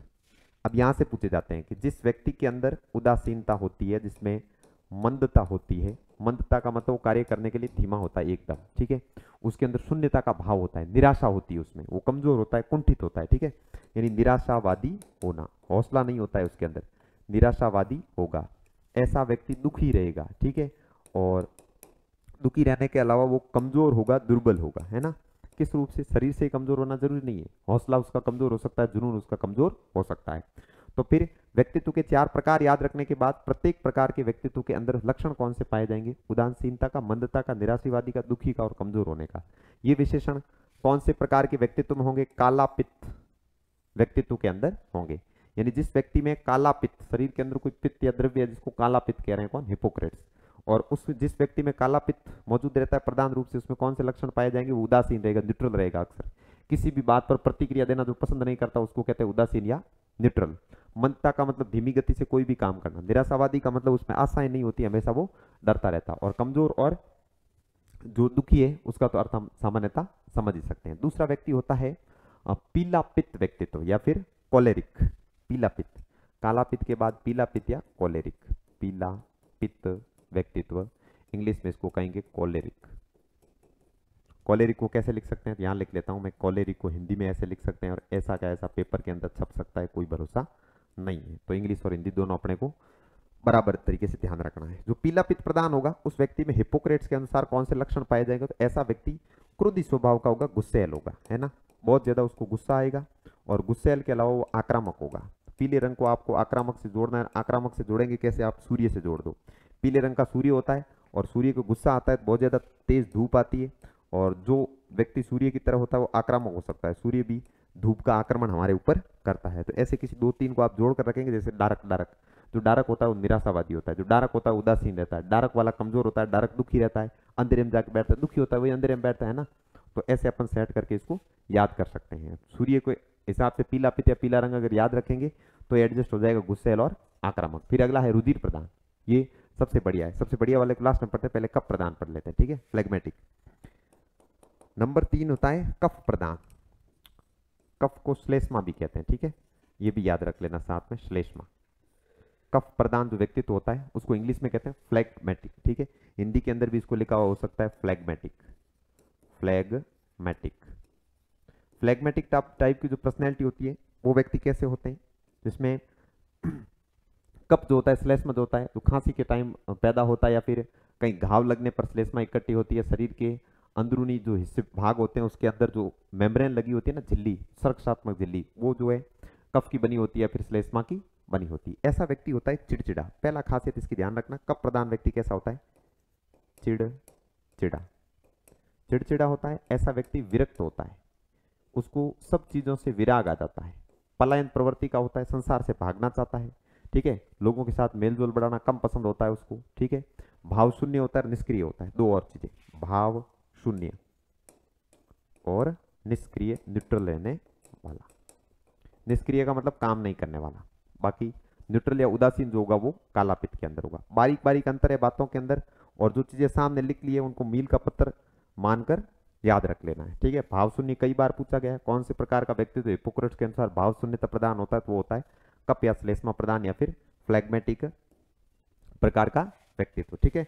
हिंदी में इसको, इंग्लिश वाले को हिंदी में लिख दिया तो लिखेंगे फ्लेगमेटिक, लिख लेता हूं आगे में आपकी सुविधा के लिए, ठीक है। बाकी पीपीटी आपको मिल जाएगा, पीपीटी के अनुसार एक बार रिवाइज करके देख लेना, फिर ये एकदम फाइनली आपको याद हो जाएगा। 3 प्रकार यहाँ लिख दिए, तीनों के तीनों नेगेटिव है, अच्छे नहीं है, ठीक है, तीनों के अंदर कोई ना कोई कमी है। तो सवाल यहाँ भी बनता है कि हिपोक्रेट्स के अनुसार चारों में से कौन सा एक व्यक्तित्व जो सकारात्मक प्रकार का है, तो सकारात्मक प्रकार का एक ही है, रुधिर प्रदान या फिर सैगुइन, जिसको हम आगे लिख रहे हैं। चौथे प्रकार का जो व्यक्तित्व हिपोक्रेट्स ने बताया वो है सैगुइन या रुधिर प्रदान या रक्त प्रदान, खून प्रदान व्यक्तित्व, ठीक है। तो नंबर 4 का प्रकार का व्यक्तित्व है, इसको कहते हैं रुधिर या फिर रक्त, खून शब्द का प्रयोग भी कर ले तो भी क्या फर्क पड़ता है। बस बात ये कि ऐसे व्यक्ति के अंदर कौन सा फ्लूइड प्रदान होगा, कौन सा फ्लूइड प्रभावी होगा, तो ब्लड जो होता है वो फ्लूइड प्रधान होगा, वो द्रव व्यक्ति के अंदर प्रधान रहेगा। अब इसको इंग्लिश में क्या कहते हैं, सैगुइन प्रधान, सैगुइन प्रधान। इंग्लिश में इसका हिंदी देवनागरी फॉन्ट में लिखेंगे तो ऐसे लिखेंगे सैंगविन, सैंगविन, सैंगइन भी लिख सकते हैं, सैंगुइन भी लिख सकते हैं, थोड़ा बहुत फर्क हो सकता है, लेकिन पकड़ में रखने के लिए काफी। सैंगविन या रुधिर प्रदान व्यक्ति होगा वो कैसा होगा, ये व्यक्ति होगा प्रसन्न चित्त, खुश रहने वाला, प्रसन्न चित्त। और कैसा होगा, और ये व्यक्ति होगा मतलब खुश रहने वाला, खुश रहने वाला, प्रसन्न चित्त होगा, खुश रहने वाला होगा। और खुश मिजाज कह सकते हैं, खुश मिजाज, जिसका मिजाज हमेशा खुश रहता है। ऐसे सकारात्मक सकारात्मक अच्छे अच्छे प्रकार के जो गुण होंगे वो इसमें पाए जाएंगे। काला, जो काला पित्त वाले होते हैं वो निराशावादी होते हैं, ये व्यक्तित्व आशावादी होंगे, आशावादी होंगे, ठीक है। ये चिड़चिड़ा नहीं होगा, ये उत्साही होगा, कैसा होगा, उत्साही।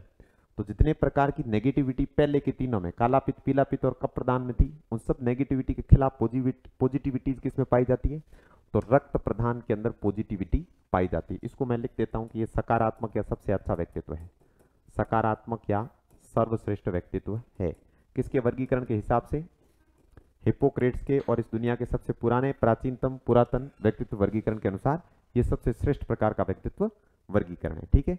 तो व्यक्तित्व वर्गीकरण जो हमें पहला पढ़ना था, प्राचीनतम वर्गीकरण पहले 1 नंबर पर, वो हमने पढ़ लिया। अब हम आगे पढ़ते हैं प्राचीन भारतीय दृष्टिकोण के अंदर व्यक्तित्व का वर्गीकरण किस किस प्रकार से किया गया है, ठीक है। तो ये हम पेज नया ले लेते हैं ताकि नई चीज नए पेज पर।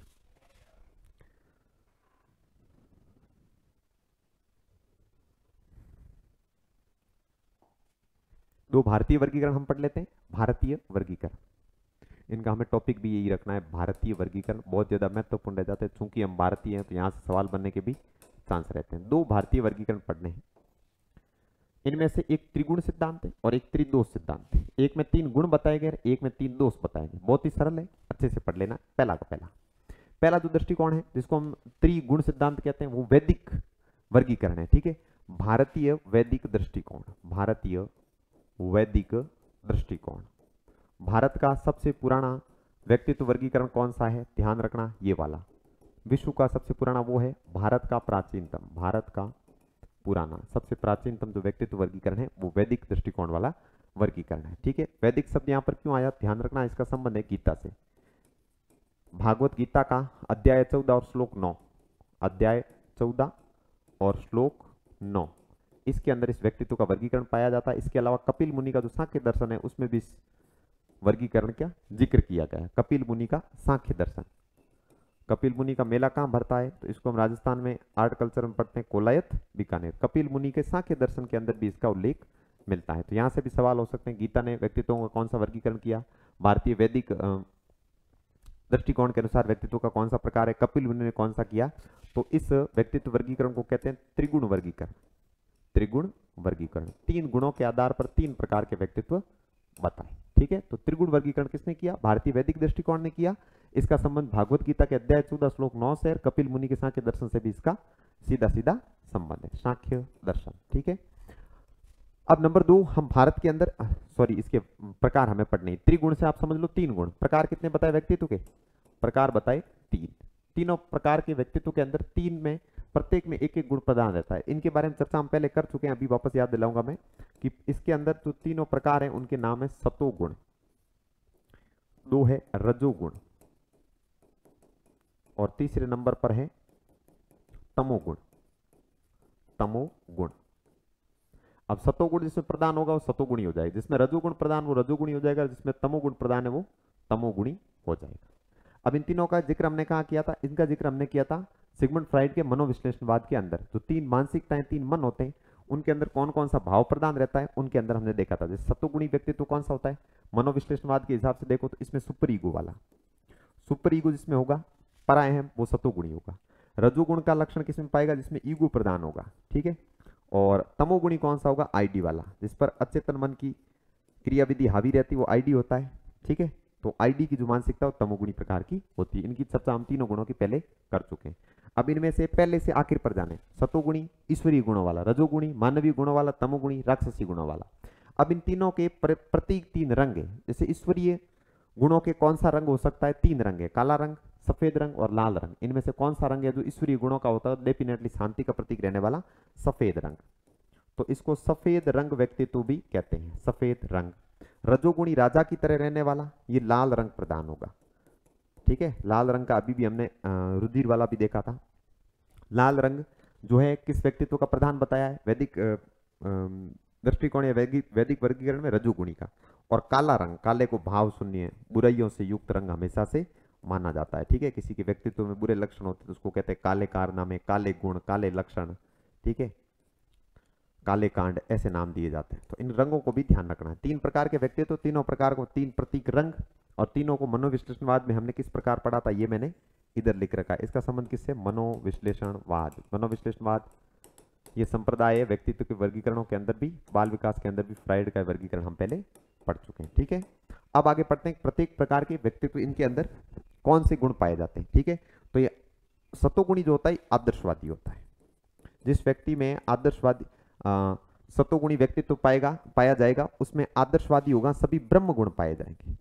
ब्रह्म गुण, ब्रह्म गुणी का मतलब या ब्रह्म गुण पाए जाने का मतलब है इसमें ईश्वरीय गुण होते हैं। ठीक है, सरलता से सरलता समझने का तरीका यह है कि ईश्वर के अंदर कोई भी बुराई नहीं होती, सब अच्छे अच्छे गुण होते हैं। जिस ईश्वर की हम कल्पना करते हैं, सब अच्छे गुणों का समागम जिसमें होता है वो होता है सतोगुणी या फिर सफेद रंग वाला व्यक्तित्व। किसके अनुसार? वैदिक दृष्टिकोण के अनुसार। रजोगुणी यानी राजा, राजा की तरह जो रहने वाला है उसके अंदर कौन सी चीजें होगी? तो अच्छाई भी होगी, बुराई भी होगी। अच्छाई प्लस बुराई का समन्वय, अच्छाई प्लस बुराई का समन्वय। व्यक्तित्व में समायोजन या समन्वय के लिए कौन से प्रकार का मन इंपॉर्टेंट है? ईगो। ईगो मन इंपॉर्टेंट है, मनोविश्लेषणवाद में हमने पढ़ा है, इसलिए हम इसको आपस में जोड़ रहे हैं। ठीक है, तो रजोगुणी के अंदर लाल रंग ये अच्छाई और बुराई का समन्वय होगा और ये नियंत्रण के सिद्धांत पर चलेगा, मध्यम मार्ग पर चलेगा, है ना। तो ये कौन से मार्ग पर चलेगा? मध्यम मार्ग, मध्यम मार्ग। इसमें गुण कैसे होंगे? इसमें मनुष्य के गुण होंगे, इंसान के गुण होंगे। और जो तमोगुणी व्यक्तित्व है वो किस प्रकार के रंग का प्रतीक के साथ आता है? तो काले रंग प्रतीक के साथ आता है और इसके अंदर पाई जाती है सिर्फ बुराइयां, बुराइयां पाई जाती है। ये राक्षसी प्रकार का मन है, बुरा मन है, बुरा मन सॉरी व्यक्तित्व का प्रकार है। तो भारतीय वैदिक दृष्टिकोण कितने प्रकार का व्यक्तित्व बताते हैं? 3 प्रकार का व्यक्तित्व बताते हैं, सतोगुणी, रजोगुणी और तमोगुणी। ये किस हिसाब से? गीता, कपिल मुनि, सांख्य दर्शन, त्रिगुण सिद्धांत।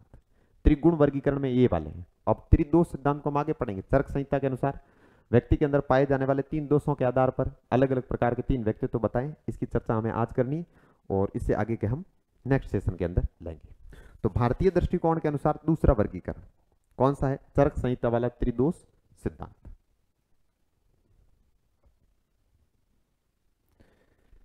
त्रिदोष सिद्धांत नंबर 2,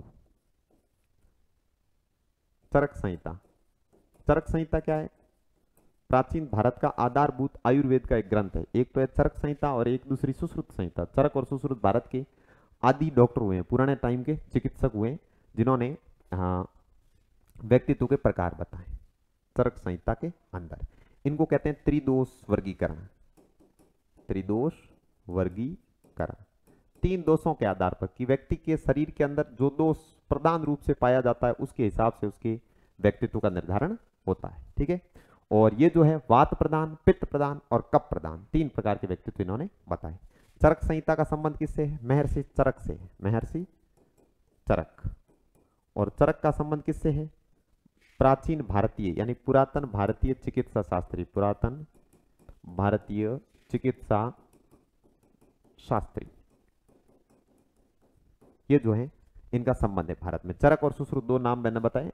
और ये जो चरक संहिता है आयुर्वेद का ग्रंथ है, आयुर्वेद। पुराना विश्व का सबसे पुराना जो हिपोक्रेट्स का वर्गीकरण है वो भी चिकित्सा शास्त्र पर आधारित है, क्योंकि वो स्वयं भी एक चिकित्सा शास्त्री थे। अब इसमें भी प्रकार कितने बताए गए? प्रकार 3। ठीक है, इस वर्गीकरण का आधार क्या है? तो आधार है दोष। आधार क्या है? दोष। और दोष भी कितने? 3 दोषों के आधार पर त्रिदोष सिद्धांत किसने दिया? चरक संहिता के अंदर दिया गया। महर्षि चरक से इसका संबंध है। ठीक है, अब इसके अंदर कैसे व्यक्तित्व के 3 प्रकार कौन से बताए गए? तो एक बताया गया है वात प्रधान। वात का मतलब होता है वायु। जिस व्यक्ति के पंच तत्वों में से वात को लेकर जिस व्यक्ति के अंदर वायु प्रधान होती है वो व्यक्ति किस प्रकार के होते हैं? मोटे होते हैं। इतना ही याद रखना, मोटे व्यक्ति, मोटापा जिनके अंदर पाया जाता है शरीर के बाहर की रचना से। पुराने हैं, बहुत पुराने वर्गीकरण है, तो आधुनिक वर्गीकरणों की तरह एडवांस वर्गीकरण तो है नहीं। इनके अंदर सामान्यता इस प्रकार की चीजें आती है, ठीक है। पित्त प्रधान होंगे वो दुर्बल होंगे और क्रोधी होंगे, ठीक है, इतना ही ध्यान रखना है। पित्त प्रधान, जिनके शरीर के अंदर पित्त रस प्रधान होंगे वो कैसे होंगे? दुर्बल, कमजोर होंगे। और दूसरे क्रोध उनको ज्यादा आएगा, क्रोधी होंगे, गुस्सा उनमें ज्यादा होगा, वो कौन से होंगे? पित्त प्रधान, ठीक है। और नंबर 3 प्रकार के व्यक्ति होते हैं कफ प्रधान, है ना। कफ भी शरीर का एक श्लेष्मा जो एक द्रव्य, कफ प्रधान। अब इन में से पित्त और कफ हिपोक्रेट्स के अंदर भी आए थे, लेकिन उनको इन्होंने क्या नाम दिया? फ्लूइड का नाम दिया, द्रव्य का। लेकिन यहां पर इनको नाम चरक संहिता के अंदर इनका दोष का नाम दिया है। ये कि दोष है, खराब बातें, ठीक है, अच्छी बातें नहीं है, दोष के रूप में इनको परिभाषित किया। और कफ प्रधान जो व्यक्ति होगा वो बीमारू प्रवृत्ति का होगा, खांसी वाला, ठीक है, खांसने, बीमारू प्रवृत्ति का, बीमारू या फिर खांसी वाला, अस्वस्थ प्रकार का शारीरिक रूप से, ठीक है, कमजोर प्रकार का व्यक्तित्व होगा तो उसको कहेंगे कफ प्रधान व्यक्तित्व। ये 3 प्रकार के व्यक्तित्व बताए गए, ठीक है। तो ये जो है इनको हिंदी के नामों के हिसाब से अपने को याद रखना, क्योंकि इनके अंग्रेजी नाम तो होते ही नहीं। क्या क्या अंग्रेजी नाम रखेंगे? अंग्रेजी का है ही नहीं ट्रांसलेशन भी, हालांकि इसका किया तो जाता है। जैसे वात प्रधान को क्या कहते हैं? वात प्रधान को कहते हैं वायु प्रधान, वात का वायु फिर हो गया, ठीक है। पित्त प्रधान को बॉइल कहते हैं, बॉइल जूस होते हैं ना, बॉइल जूस होते हैं। बॉइल जूस को हम बायोलॉजी के अंदर क्या पढ़ते हैं? पित्त रसों के अंदर पढ़ते हैं। और कफ को क्या कह सकते हैं? कफ के लिए म्यूकस आता है, म्यूकस शब्द आता है। वात के लिए वायु, और वायु को क्या कहते हैं? एयर कहते हैं अपन। एयर से संबंधित कोई एरियल टाइप का वर्ड कभी आ जाए अंग्रेजी में तो ध्यान रख लेना, ये इनके अंग्रेजी के नाम हो गए। इस प्रकार अपने व्यक्तित्व वर्गीकरण के 3 सिद्धांत हो गए जो सबसे पुराने थे। एक विश्व में सबसे पुराना हिपोक्रेट्स का हो गया, और 2 व्यक्तित्व वर्गीकरण के सिद्धांत हो गए भारतीय दृष्टिकोण के, ठीक है। आगे के जो प्रकार के वर्गीकरण हैं वो हम आगे देखेंगे, और आगे के क्लास सेशन के अंदर व्यक्तित्व ये जो पूरा है इसको कंप्लीट हम खत्म करने की कोशिश करेंगे, ठीक है। और अभी हम क्लास को लंबी नहीं रखते हुए यहीं पर आज के सेशन को समाप्त करते हैं। जुड़े रहने के लिए धन्यवाद, मिलते हैं अगली क्लास में।